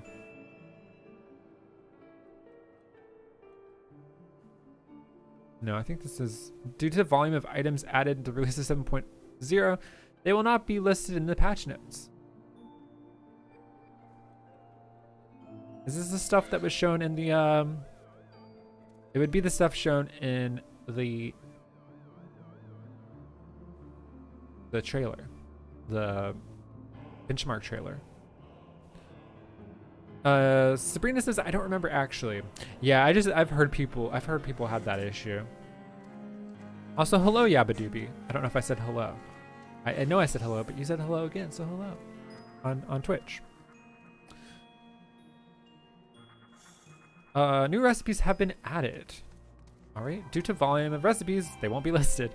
Faceware, a new form of accessories for head separate from other equipable items, has been added. Faceware can be equipped via the new equipment slot in the character window or by accessing the Faceware interface under character in the main menu, and will also appear in portraits. Great, that's wonderful. So yeah, we know about that. Faceware can be acquired by using a corresponding item such as a copy of the faces we wear, oval spectacles. Once acquired, they can be freely equipped or removed at any time and customized with a selection of 12 colors. So you don't have to dye these. There's no dye. You don't have to dye these. They have their own color selection when you're selecting them. So they have a set amount of colors that they can be, and you can pick them there, which is great. I love that. I think that's wonderful. The following fashion accessories have been converted into faceware: false oval spectacles, all those eyeglassware. Players will now acquire faceware in place of aforementioned fashion accessories. So these were fashion accessories. These don't count as, you know, the stuff that's already headwear now that are glasses aren't going to be added as faceware. Maybe eventually they will, but right now they're not. The fashion accessories listed above will no longer appear as fashion accessories window. However, players who acquire them prior to 7.0 may obtain corresponding faceware free of charge by speaking with the Calamity Salvagers located in Limsa Lomensa, Gridania, and Ul'dah. So yeah, to grab them, you need to go to the Calamity Salvager in one of those places so that you can grab them as faceware. It should be noted that the items used to acquire these fashion accessories have not been removed from the game. If one is in your inventory or obtained via trading or the market board, it can be used to obtain corresponding faceware. All right. The item icons for Files of Fantasia and Retainer Fantasia will now include a marker to better distinguish them from one another. Great. That's a great change because they look the same. They are the same, basically. You have to read what they are. Certain items can now be sold, desynthesized, or submitted for expert delivery missions. Grade 8 dark matter can now be used to repair level 91 to 100 gear. Viper and Pictomancer have been added to required jobs for certain gear. The following items are no longer classified as unique. All right. Does that mean it doesn't give you a warning if you want to get rid of them? The following additions and adjustments have been made to dies. 2-die system. Up to 2 dies can now be used. This is the interface for that if you haven't seen it yet. You can actually also save favorite dies, which is also cool. Something we didn't know they were going to do until they announced it last patch.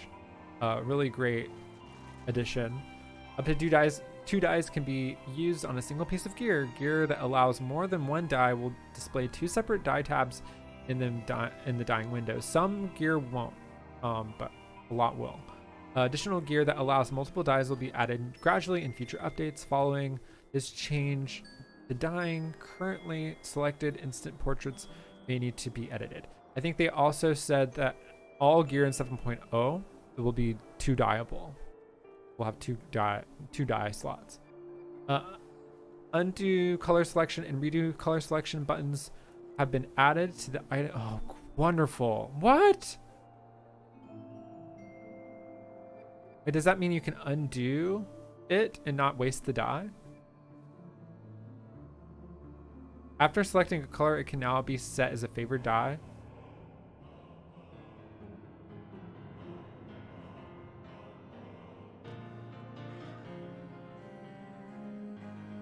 Oh my god, I hope that's the case. An option to preview preferred color schemes using favored dyes has been added. An option to preview a previously applied color scheme has been added. An option to invert colors selected as die 1 and die 2 have been added. A marker indicating no dies have been added to an item has been added. When previewing your character's appearance while using a gamepad, players can now press R1 to switch between color categories. Cool. All great. All wonderful things. The furnishing, ceiling, wax, and letter set is now dyeable. Can't remember what those are. The following items can now be equipped regardless of gender. Fairy tale princess circlet. The fairy tale items. What are those? Princess dress. Princess tiara. I don't remember which one that is.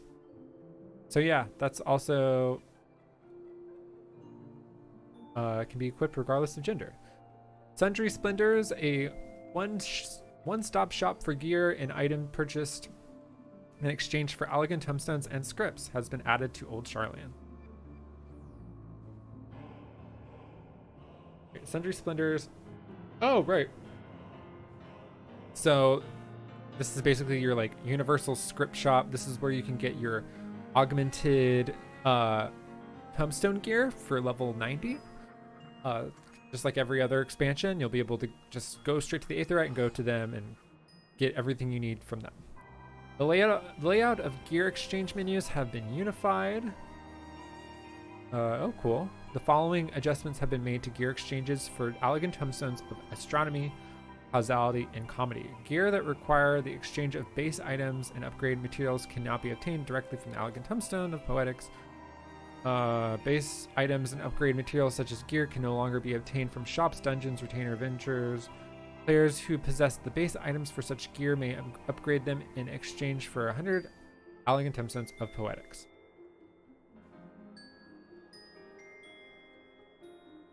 Alright, yeah. Nothing new there, I don't think. New items have been added to the inventory of Calamity Salvagers, as we already read. New items have been available for Calamity Salvagers in exchange for silver chocobo feathers. Following items which previously required silver chocobo feathers, each for a single-handed weapon or shield, can now be purchased together with a single silver chocobo feather. Dr. Scimitar and Warded Rounded Shield, Dr. Cudgels and Night Prowler's Targe. Don't know what those are, but cool. Verdant Scepter and Warlock's Buckler will no longer drop separately in Armvale. And instead drop together as Black Mage Verdant Arms. Oh. Is that like a Black Mage shield and scepter?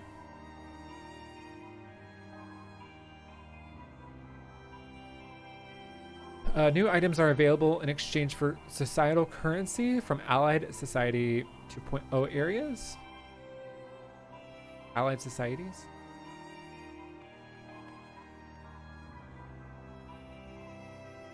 Wait, are there societies? Are there, the tribes or whatever?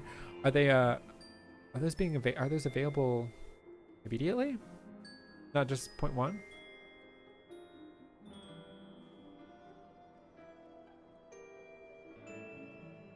Oh, in 2.0, oh sorry. 2.0 areas. I didn't comprehend that. We've been reading a lot. So new items are available in Realm Reborn allied societies. That's great. That's cool. I wonder what the new items are. Oh, I didn't expect them to add more for those, but yeah, you can get another incentive to go back to those. The time until actions may be used after consuming certain medicinal items have been reduced. The time until actions may be used after consuming certain medicinal items has been reduced. Okay. After using the following items to grant a boost to experience points earned. I wonder what exactly this means. Did they reduce the cooldown of like potions and stuff? Super potions? After using the following items to grant a boost to experience points earned from synthesis, a system message will now be displayed when their effect expires.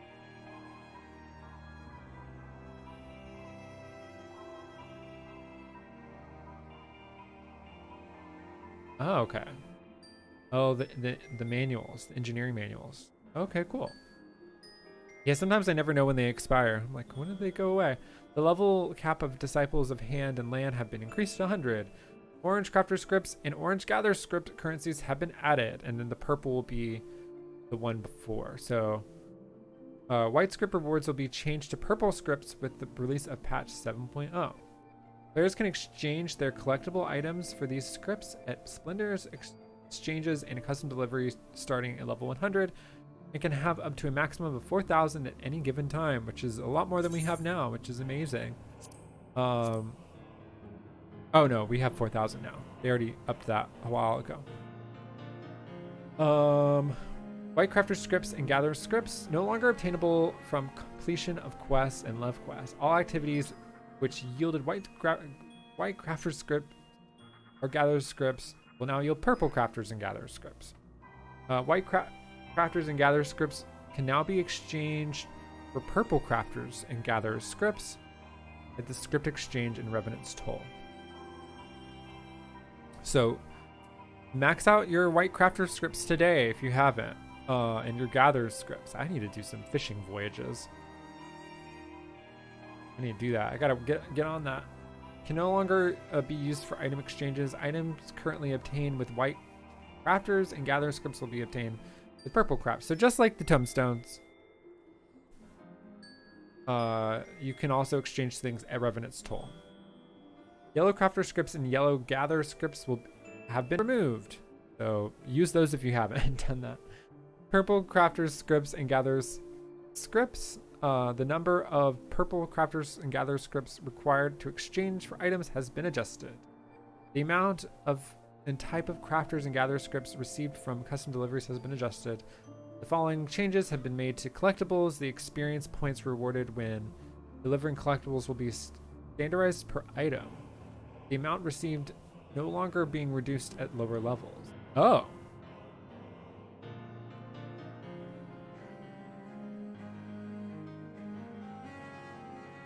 Experience points rewarded when using a class at level 90 or above to deliver collectibles that are level 90 and below have been capped at 1,000. All right. New actions and traits have been added to Disciple of Hand. New categories under special recipes in the crafting log have been adjusted. Restoration 1, 2, 3, 4 is just now restoration. New actions and traits have been added to Disciples of Land. New falling minor botanist actions can no longer be used when gathering points is at maximum integrity. Solid with reason, wise to the world, ageless words, wise to the world. All right. I don't remember what those are. New minor and botanist gathering points have been added. New items have been added to gathering points. The gathering window will now display the integrity of a gathering point. That's pretty good. New fishing holes have been added. New teeming waters have been added. The bait and tackle window will now also display swim bait, a new form of bait obtained using the level 91 fisher action spareful hand. Oh, interesting. New fishing things. That's interesting. The fish guide will now indicate whether a fish requires precision hook set or powerful hook set to catch.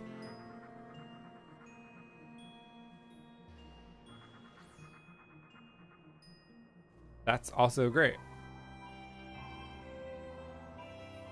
Great addition. Following the increase of level cap, the following adjustments have been made to the rewards obtained while ocean fishing. 1 to 49 experience points, 50 to 99 experience points, purple gatherer scripts. So if you're level 50 or above, you get purple gatherer scripts. Level 100 purple gatherer scripts, orange gatherer scripts. Certain conditions must be met to obtain this reward. All right, cool. Were you able to do that before? Get the higher scripts from ocean voyages? GP will no longer be reduced to 0 when players are incapacitated as non-gathering class. Oh, did that happen? A spirit bond gained when gathering will no longer be based on gear's equipping level rather than its item level.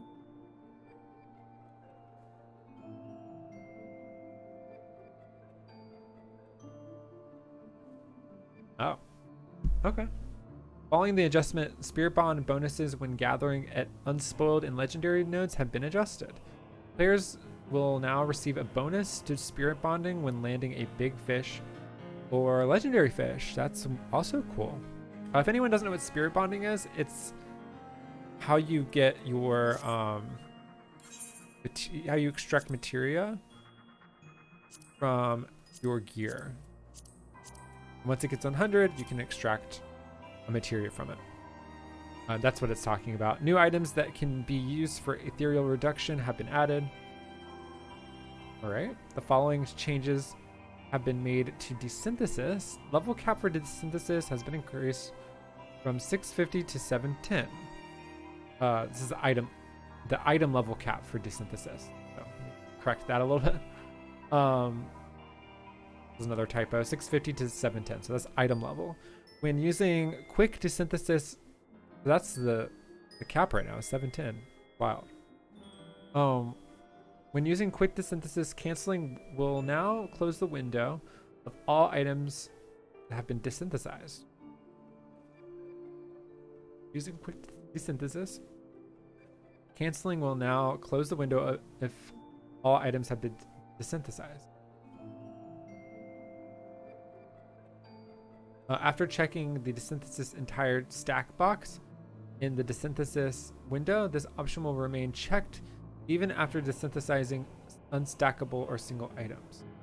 Okay, cool. That's pretty cool. New mounts have been added. An alpaca mount. New minions have been added. Woo! Manatee! Manatee! Kitty! Look at the fur on the cat. How detailed. Oh, these graphic updates are insane. Manatee, it's Barbara. Barbara Manatee. Manatee. New chocobo bardings have been added. That's great. Lovely. They have a, what? They have a little cactuar seat? Oh, that's amazing. New fashion accessories have been added. That's also amazing. We've seen this before, but it's just so cool. I'm guessing you get this I'm guessing you might get this from nuts, trading nuts. But I might be wrong. I don't know. I wonder where you'll get that at.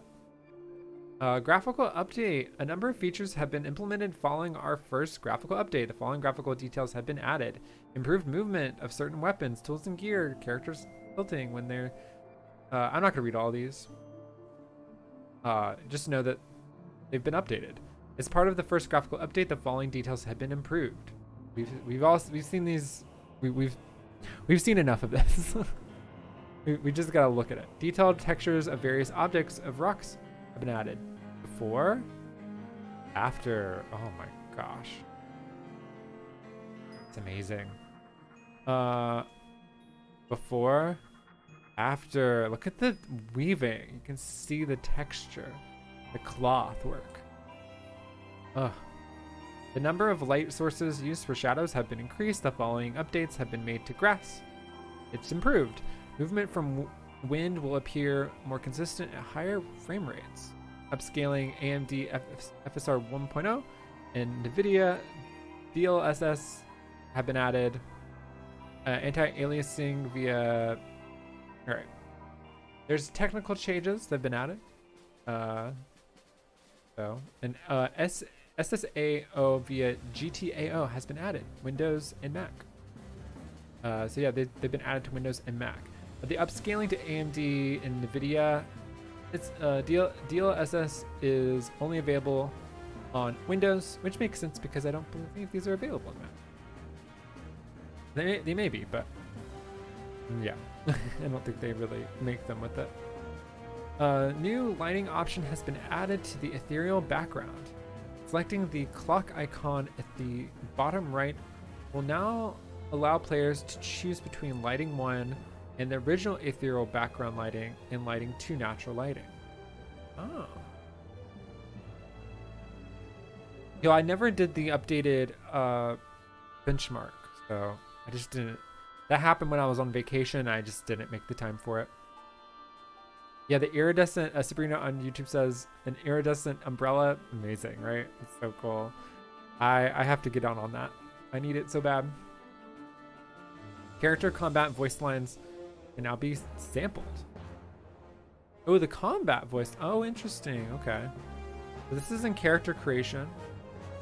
You can check the lighting as well. Different lighting. Class selection is now grouped by roles. I wonder if you can check this in the benchmark currently. You might be able to. So if you want to check this now, you can. You might be able to. When using the aesthetician, the display of headgear and facewear can now be toggled on or off. Also great. When editing characters' appearance by way of Fantasia, players will have 60 minutes of in-game playtime from the initial usage of re-edit their appearance as many times as they desire. So they already talked about this. So if you Fantasia,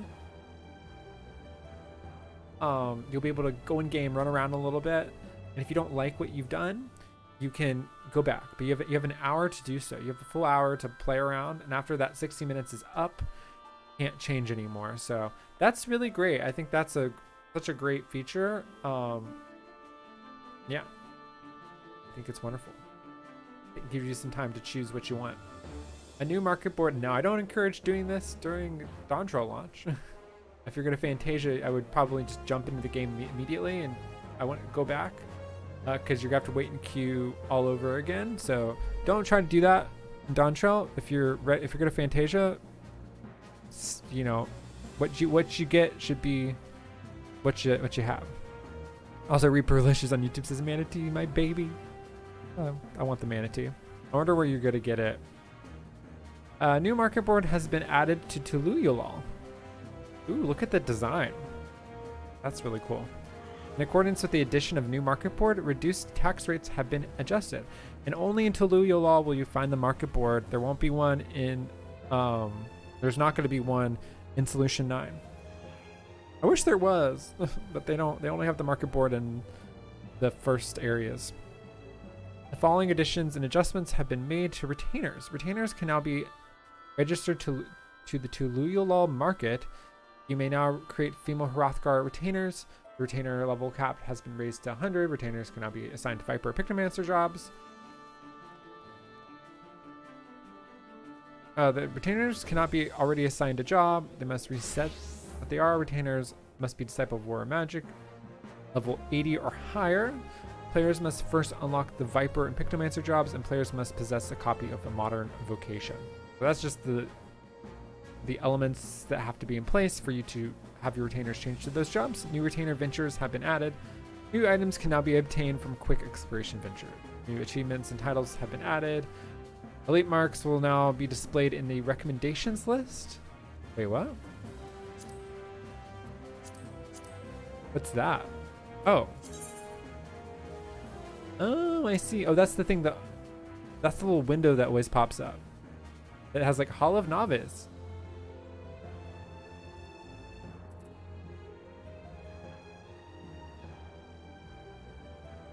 All right, because only the marks, just the regular marks do. But the elite marks don't show up. Oh, I didn't know that. Okay. The guild cost for, and if anyone doesn't know what the recommendations list is, you probably do. You just never actually clicked on it. It's this thing that pops up here. If you're like if you've played it all, it always pops up. It's like, oh, do this.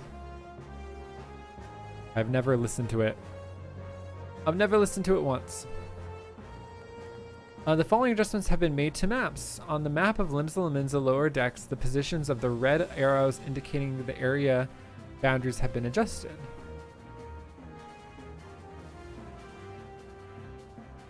Oh, okay. All maps will now display a high resolution quality. Following the change, the graphic settings of the map resolutions have been removed. Okay. The following additions have been made to player's search menu. Viper and Pictomancer have been added. 7.0 areas have been added to the under custom. When editing search info, the size of the online status pull-down menu has been increased. Cool. The following adjustments have been made to target information. When a target's remaining HP is set to be displayed as a percentage, decimal values will now always be shown. Oh, cool. Oh, that's great. So it'll show you 0.1% instead of just seeing the 1%. That's really great. Oh, wait, I think it always shows 0.1, right? But I guess they're always shown no matter what. In the setting, display only detrimental effects you inflict is disabled. It will only be applied to enemy targets.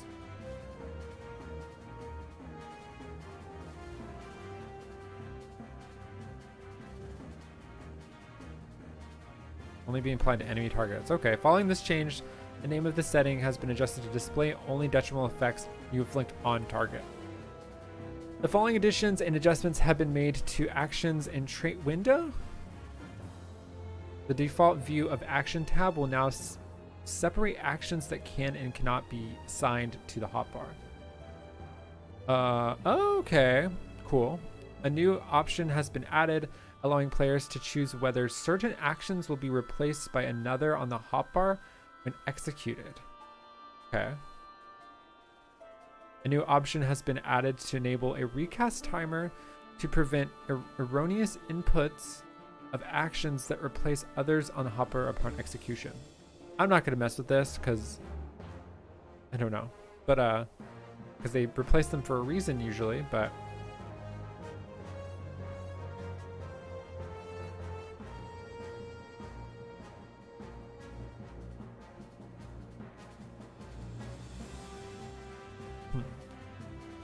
I'd have to listen to people that really know this stuff to see like how this is gonna affect it, but I have no idea if it's gonna significantly affect things for, you know, classes. The following additions and adjustments have been made to job gauges. Gauges for certain jobs have been added or adjusted. The job gauge detail window has been updated to reflect these changes. The display of job gauges can now be disabled via the HUD. Oh my god. Finally! Oh my gosh! I can finally get rid of it. You can't, you like this, like, hold on. Let me show y'all. See, like, I got rid of everything, but this thing, wait, can I even, I don't want my party list there. This thing, look, it's my summoner. There's no way to get rid of it at all. Now you can hide it. You can finally hide this thing if you want to. Because like us that do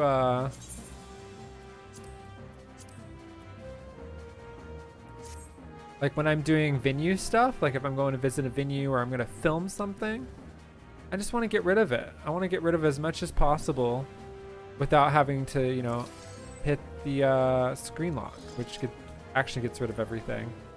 Yeah. So finally we can hide it, which is a fantastic option.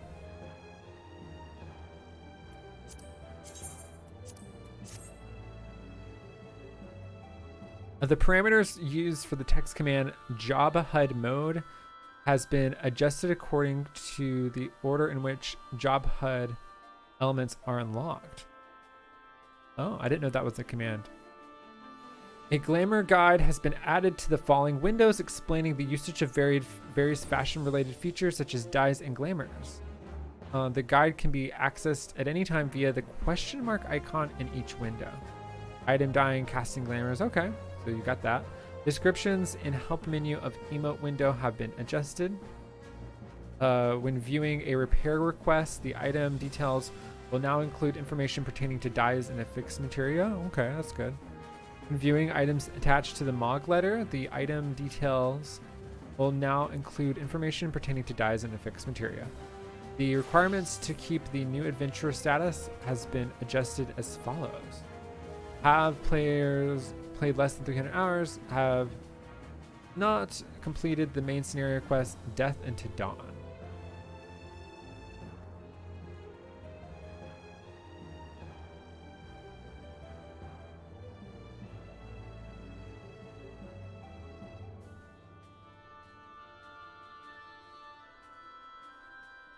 Have not completed the main scenario quest The Coming Dawn.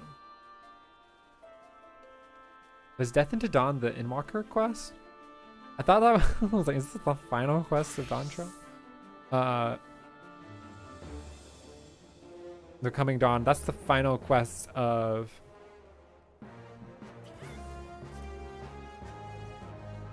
No, Death into Dawn was the last patch, yeah? So yeah, that's just... So, once people get into Dawntrail, they won't be a Sprout anymore. Or New Adventurer. Player who fulfills either the above requirements may set their status to New Adventurer. Players who no longer have the New Adventurer status but fulfill the above requirements can restore it to by first using the text command NA status on, then setting the New Adventurer status in the edit search info window. The bonus to experience points earned when the mentor forms a party with a new adventurer or returner will now apply until level 90.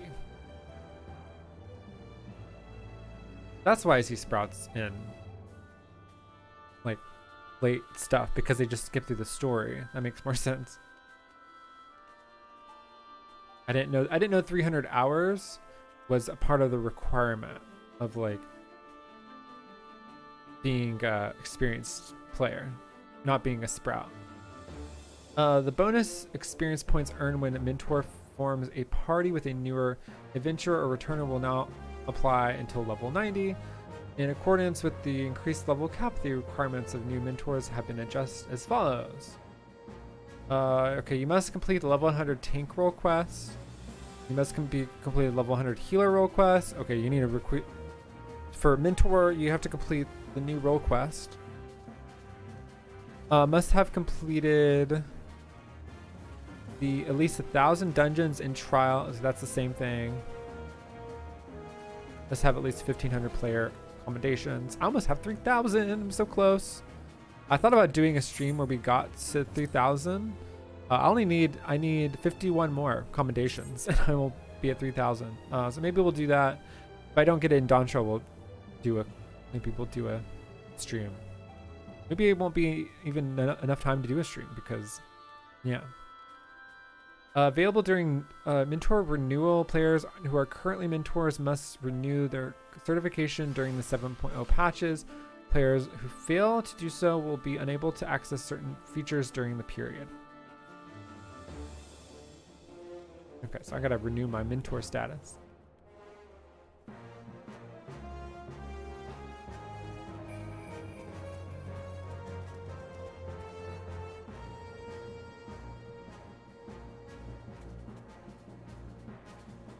You also have to do all of the duties in game. They didn't note that that's a part of it.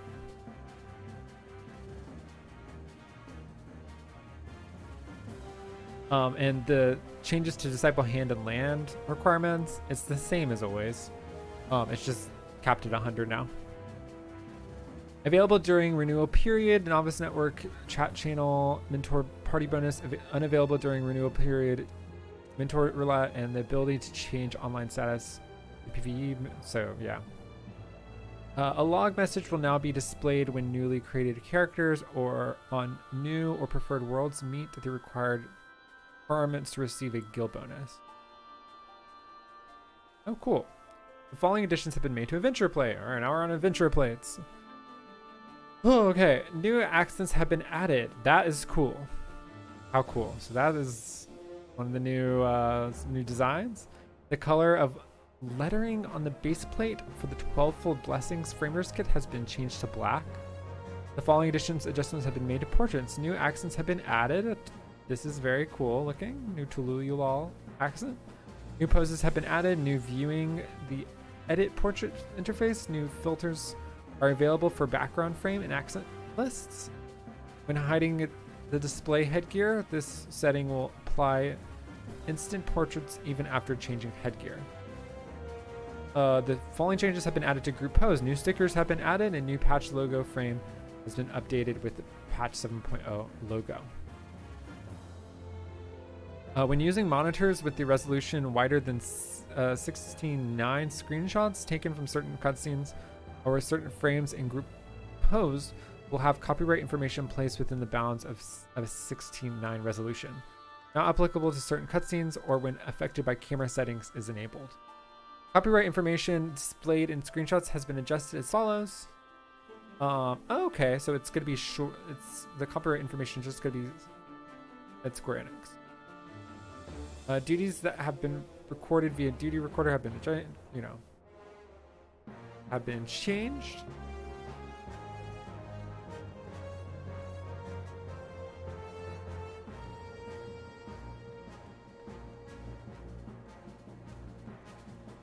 All right, so we can now, yeah, okay. And then we got the question mark stuff. New trials introduced with 7.0 will be added. The log message that displays when a congested area is inaccessible has been adjusted. A button to temporarily hide display of the chat log will be added. Oh, cool. That's also great. Oh, cool. This is great. And that's actually a really huge feature. You can hide the chat log now. To temporarily hide it. The log message that displays when congested areas is inaccessible will be adjusted. The following changes have been made to alarms. The maximum number of alarms that can be set has been increased from 10 to 30. The character limit for alarm names has been increased from 10 to 20. The layout of alarm editor interface has been changed. Simplified alarm settings are now displayed by default. Additional options are available. Sound options are now available for alarms. Alarm sounds can now be muted while undertaking duties. The following adjustments have been made to blacklist. Characters registered to the blacklist will be hidden so they've talked about this. When joined in a party or alliance, their character will be displayed. However, their name will be displayed as unknown in the party list and on their nameplate. Messages from character registered to the blacklist will be hidden. When joined in a party or alliance, a notification will be displayed when they speak during duties. After receiving a notification of blacklisted messages, players may elect temporarily see what was written via the subcommand menu. Great. Blacklisting will apply to all characters tied to the blacklisted character's service account. Blacklisting for party recruitment will now also apply to characters tied to the service account. Amazing. So people can't make... So there's people who've had stalkers in 14. I mean, it's this thing. Especially people who are, you know, they're streamers or higher profile people, you know, and maybe someone is messing with them in game. You can blacklist them and they can't create several accounts, you know, and just continue to do the same thing. It's one and done. System message will be displayed if a blacklisted player joins a party you're in, or if you join a party that contains a blacklisted player. New blacklist functionality will now be applied to characters tied to a blacklisted character service account if they were registered prior to patch 7.0. The blacklist tab has been removed from the social window and will now be displayed in its own window found under social in the main menu. Players can now save commands. Wait, it's not under social? Oh wait, this is the main menu. Huh? Oh, well I guess I'll have to find that in Dawntrail. I don't know if it's going to be moved. Players can now save comments regarding blacklisted players. Blacklisted characters and all characters tied to their service account will also be subject to Lodestone blocked users list. Yeah, so it'll transfer over to the Lodestone, which is like the forum. So another great thing. That's great. The mute list has been added. The mute list can be found under the social in main menu. Messages from muted players. Muting will apply to all characters tied to the muted character service account. While their messages cannot be seen, if they are a member of your party or alliance, a notification will be displayed when they speak during duties. Players can also save comments regarding muted character. Temporarily display of muted messages. After receiving a notification of muted messages, players may elect to temporarily see what is written via the subcommand menu. So these are all great changes. The term filter has been added, allowing players to mask messages containing specific words from the chat log. Great. Another great thing. Once registered to the term filter, any messages containing designated words can be hidden from the chat log. Display the filter terms. The term filter can be applied to hide and display registered words in one of two ways. So 14 already has a filter. It doesn't allow certain words, like, you know, typical things. But, you know, if there's certain things or maybe like people you don't want to hear about, you can filter them out. So topics you don't want to hear about, you can filter them out of, you know, from being heard about, like, or in like a main city, you don't want to hear about something, you just want to escape in 14. Understandable. You can now do that. Hide the affected message in its entirety. Messages containing a registered word will be completely hidden. Registered words to the term filter. Words can be registered to the term filter in one of two ways. Players can freely register words as they see fit via the term filter list window, selected as a desired word in the chat log, then registered via the subcommand menu. Up to 10 words can be registered to the term list, each with its own individual settings. I don't want to hear the word potion. Oh my gosh. No potions. I'm just going to add that to my term filter. No talking about potions. What was that one lady who freaked out? Like, wasn't it like avocados? It's like, I hate. Was it oranges? I forgot what it was. I think it was avocados. I'm gonna add that to my list. No avocados. Saving registered words. Term filter settings are saved locally. Cool. In order to reduce server congestion upon 7.0, the following measures will be implemented temporarily. Use of data center travel system, world visit system will be restricted for certain worlds and data centers. Learn about travel restrictions. So you can travel to Dynamis, You can pomegranates. Thank you, Miss. Welcome, Miss Mystery Gears on YouTube. Yes, I hate pomegranate. I got what you mean. I'm adding that to my block terms because I hate pomegranate. Players who are inactive for 30 minutes, they'll be logged out. New areas will be split into multiple instances. All the typical things. But yeah, you can travel to Dynamis, you can travel to Oceania. There's also some specific worlds that you're able to travel to, like on EU, or it might be a data center. I think it's a data center in EU. But there's some permitted places that people are able to travel to if you want to. If you're experiencing issues with queues, you can try that. It could actually take longer because maybe everyone's going to try that. So just try different things. You never know what can help alleviate the queuing problems. Players can now use the mouse to drag and drop actions onto or off the W crossbar. Oh, the cross hotbar. Oh, okay. Gradation of main menu backgrounds in gamepad mode has been adjusted to improve visibility. I use keyboard, so a lot of these don't pertain to me. The DualSense Edge wireless controller can now be used on Windows. DualSense wireless controllers and DualSense Edge wireless controllers can now be used via Bluetooth on Windows. Wow. Haptic feedback controller sounds and create button functionality are unavailable when connected via Bluetooth. When connected to 120 Hz monitor, the maximum frame rate for PlayStation 5 and Xbox Series XS is now 120 frames per second. Wow. Please note that only a change to maximum frame rate. This setting will not ensure your system runs at a steady frame rate. When playing on a PlayStation 5 or Xbox Series XS, trophies and achievements can be obtained or unlocked if their requirements have been fulfilled while playing on the other platforms. Oh, okay. Cool. So if you've done your achievements on PC, it'll apply over to your PlayStation or Xbox. That's what that means. Atheris, hello. Welcome on YouTube. Welcome in. Puff Puff on YouTube says, you can circumvent the 30-minute AFK boot timer as well if you're on a world with a long queue. Oh, okay.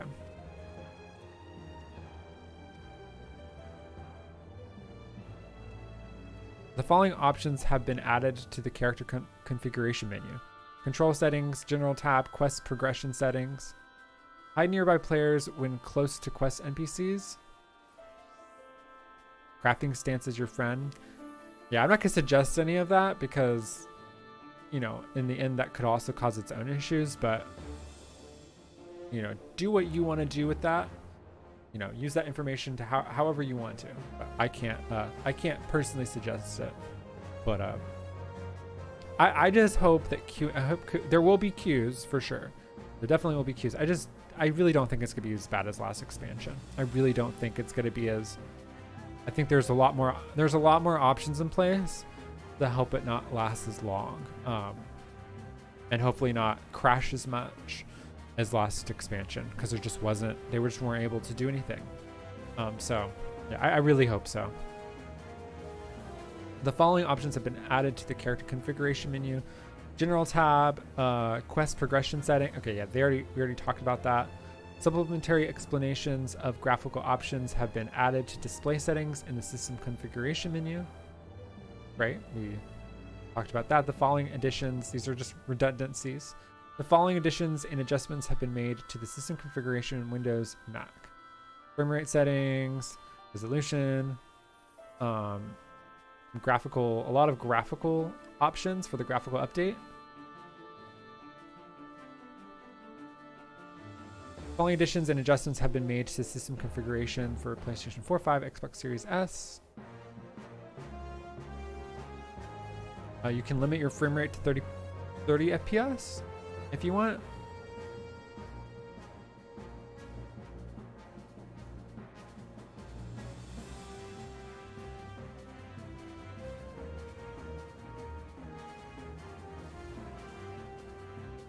But yeah, just graphic update stuff. A lot of different new quick commands have been added. Faceware list, auto target priority, mute list, term filter, visual alerts, color filtering. So yeah, there you go. The following text commands can now be used to adjust volume levels even during events such as cutscenes, master volume, background music, voice, system sounds, ambient sounds. That's great. So I guess you could do this before, but I guess you weren't able to do it during cutscenes. I never tried that before during cutscenes because I already had my volume set. I never changed it. Sound effects, sound effect party, sound effect others, performance sounds, system. Yeah, that's great. New parameter has been added to the HUD text command, job gauge and job gauge 2. These parameters can be used to toggle display of job gauges. Right. So yeah, if you're just tuning in, you can now remove your job gauge from the HUD, which you weren't able to do that before. It's just such a great, so great. New parameters have been added to the pet size text command for Solar Bahamut. Yeah. That's nothing new. It's just because Solar Bahamut is a new summon, you can now change the size of it to smaller. Which just change it. Just change all your pets to small on Summoner if you haven't. It makes everything easier. Unless you just like having a big summon. I mean, that's understandable. Additions have been made to the auto translation dictionary. Additions have been made to PlayStation 4 5 autocomplete dictionary. New trophies have been achieved. Have been added. Newton, Masaki, thank you for the raid. Welcome in, y'all. How was your stream? We're just finishing up the patch notes and talking about, we're pretty much at the end here, talking about all the new changes, preliminary changes coming to Dawntrail, the new expansion. Newton on Twitch says, chill and relax, amazing. Welcome in, y'all. We're just finishing up all of these new changes and stuff. New music, sound effects, voices have been added. These are all the typical things. Layout of the game launcher has been added. The title screen logo and opening movie have been changed to those of Dawntrail. I cannot wait to see that. I mean, we've seen it. I saw it in the benchmark. But I can't wait to just always see it because it's just going to be so joyful and not like ominous and sad, you know?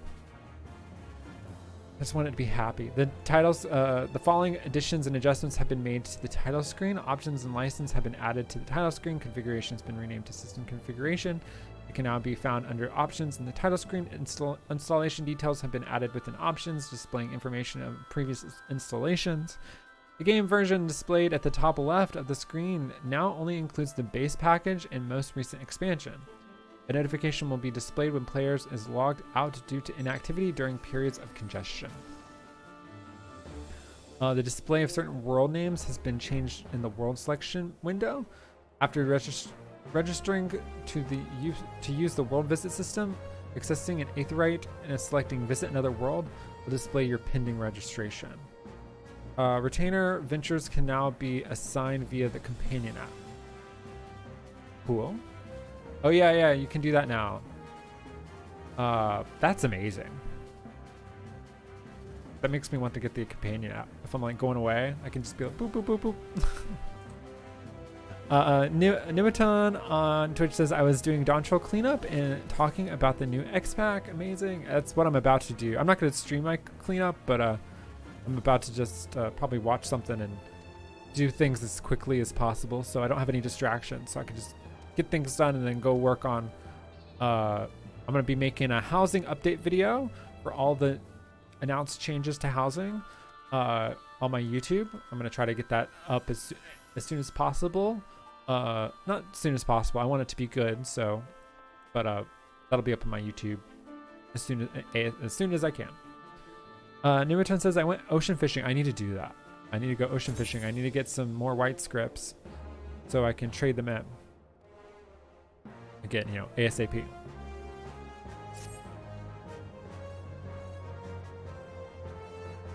But yeah, if you have the companion app, you can assign retainers on the go. which is such a cool additional feature.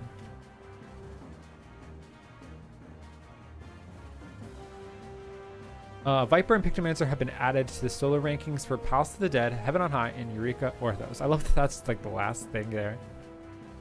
Yep, that's, you know, expected. We'll see a lot of people trying solo runs of Eureka Orthos on those two classes. Dismir, welcome in on Twitch. Dismir says, I got all my armory chests and retainers sorted out. My inventory is clear and I'm ready to go. Let's see. Let's see where I'm at right now. My inventory is almost clear. Let me grab that.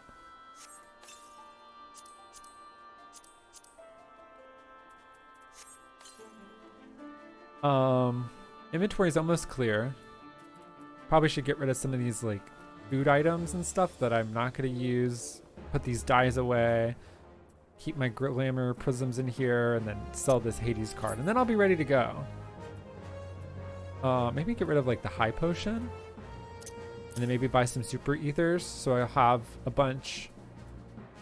Yeah, I probably should buy some super ethers. Maybe I should just get rid of this Phoenix down because I'm not doing... I can put that away somewhere because I'm not doing Heaven on High or Deep Engine. So yeah, I have a bit to do. I'm not gonna totally worry about these because these turn into poetics. I'm not completely worried about them. Yeah, I'm not really worried about this currency. But I'm gonna buy what I can with them because I'm not concerned with the poetics. Like I've gotten everything I can with poetics besides like Heavensward relic gear. But I think that you'll probably be able to buy the new relics with poetics. The most recent ones will probably be poetic currency, which will be interesting and very easy to get. They'll turn into being very easy to get because poetics are so, yeah, they come so quickly. But what is y'all's favorite update that was announced in the live letter? That's the whole thing. I mean, not the live letter, why is it when I go live, all my words leave me? I'm so bad with words once I go live. What's your favorite update in the patch notes that was announced? There's been a lot. Like I've forgotten about all of them now. And it's so much information, you know? I love that you can hide the job gauge. That's pretty cool. Even though it's such a small thing. I just like that you can do that. I like that this chocobo barding a lot. This one here. I think this one looks really great. Of course, the iridescent umbrella. We've already seen that though, and then the manatee. The fur on this cat looks so amazing. This fishing things, these look really cool as well, just kind of reflecting back on things. 2-die system, of course. This is great. These are all things that I've thought about, but I've never complained about. I've been like, oh, these look the same. I never thought about, oh, hey, let's change that. But yeah, that's great. The headwear is great. These new items are great. This is I'm gonna have to do PvP now because I really want this mount.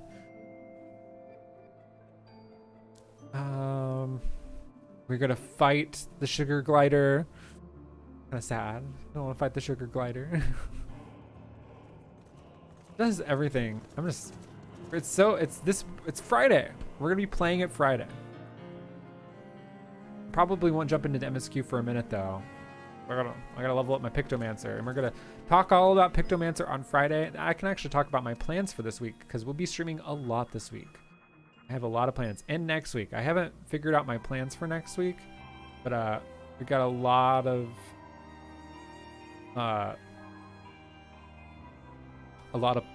plans next week for a whole new expansion. But this week, tomorrow I'll be live again. Tomorrow during whenever there's maintenance, I will be live again We won't be playing 14. We'll be playing Octopath Traveler. We are sponsored by Square Enix. Thank you, Square Enix, for sponsoring tomorrow's stream. We'll be playing Octopath Traveler at 10 a.m. I'll be live at 10 a.m. playing that for the first time. And then I should be live again at 10 a.m. on Thursday. I won't be going over the patch notes for all the job changes. You all can check those out yourself. I won't be covering those because, you know, I'm just going to peek at them myself and then see the changes to the classes that I pay attention to and then see, you know, what I like there. But I'll probably be live again on Thursday or tomorrow's Wednesday. So I'll be live Wednesday morning, Octopath Traveler. It's releasing on PlayStation, or might have already released actually. I think it has already released on PlayStation, but it's releasing on PlayStation. And I need to check that. Make sure I know the release date of it, or if it's already released. But it's on PlayStation, and I'll be playing it on PlayStation, my PS5. I already have it downloaded, and I've never played it before, so I'm excited about that and see what is going on. My controller is a little messed up, so hopefully that doesn't mess with the gameplay. But it shouldn't. It should be fine. But I'll be playing that tomorrow morning. I might be also playing it Thursday morning. It just depends on how I feel, because I do work both those days, so we'll see how my energy is. If I don't have the energy, I'll just skip Thursday's stream, which I'll be also playing Octopath Traveler that day. But if not, we'll skip it and just save our energy for getting up at 4 a.m. on Friday. I'll be up at 4 a.m. Early, getting excited. Maybe I'll go over the job. We'll talk about the job change, the job analytics there. I'll just be going over what I know, because I don't pay too much attention to the numbers. I can just say like, oh, this increased. Cool. What do y'all think about it? That's what you can expect anytime I do that. That'll be Friday, 4 a.m. We'll have a party. We'll get all excited about everything. And I'm gonna have some games prepared for Friday for us to play while we're waiting in queue.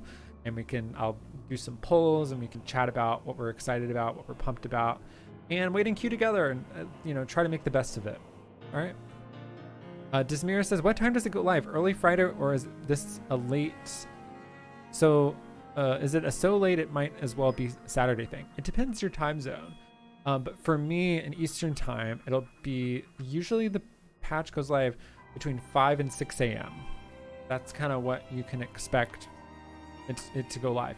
It could go live at 5, or it could go live at 6. It just depends on, it just depends. Could go live at 4 a.m. I mean, you never know. They could push it really early, and but between 5 and 6, because a lot of times they will announce it for 6 a.m. and then they'll open it up a little bit early, like an hour early sometimes, just so they can start filtering people in, so that it's not, everyone doesn't try to go on all at the same time. That's what they try to do usually. So that's what you can kind of expect, I believe. So Friday, 6 a.m. Eastern, New York, East Coast, USA time. So yeah.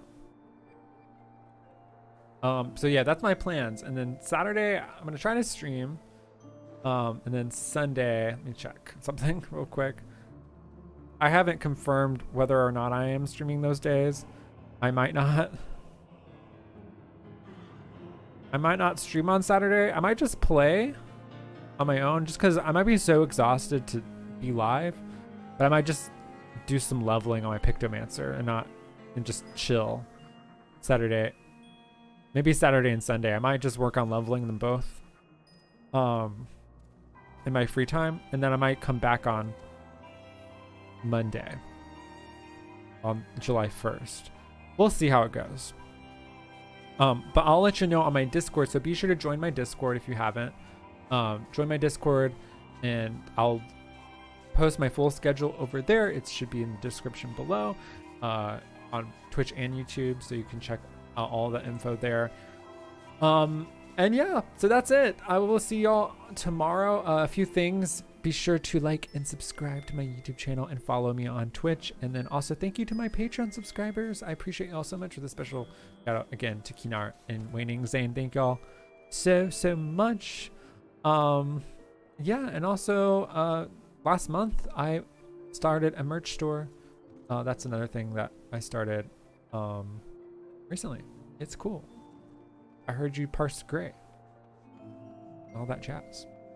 Thank you all so much. Thank you, Sabrina. Thank you, Puff Huff, Izmira, Newaton. Thank you again for the raid. Go follow Newaton, y'all. I put their stream name in the chat. Thank you again for the raid over there.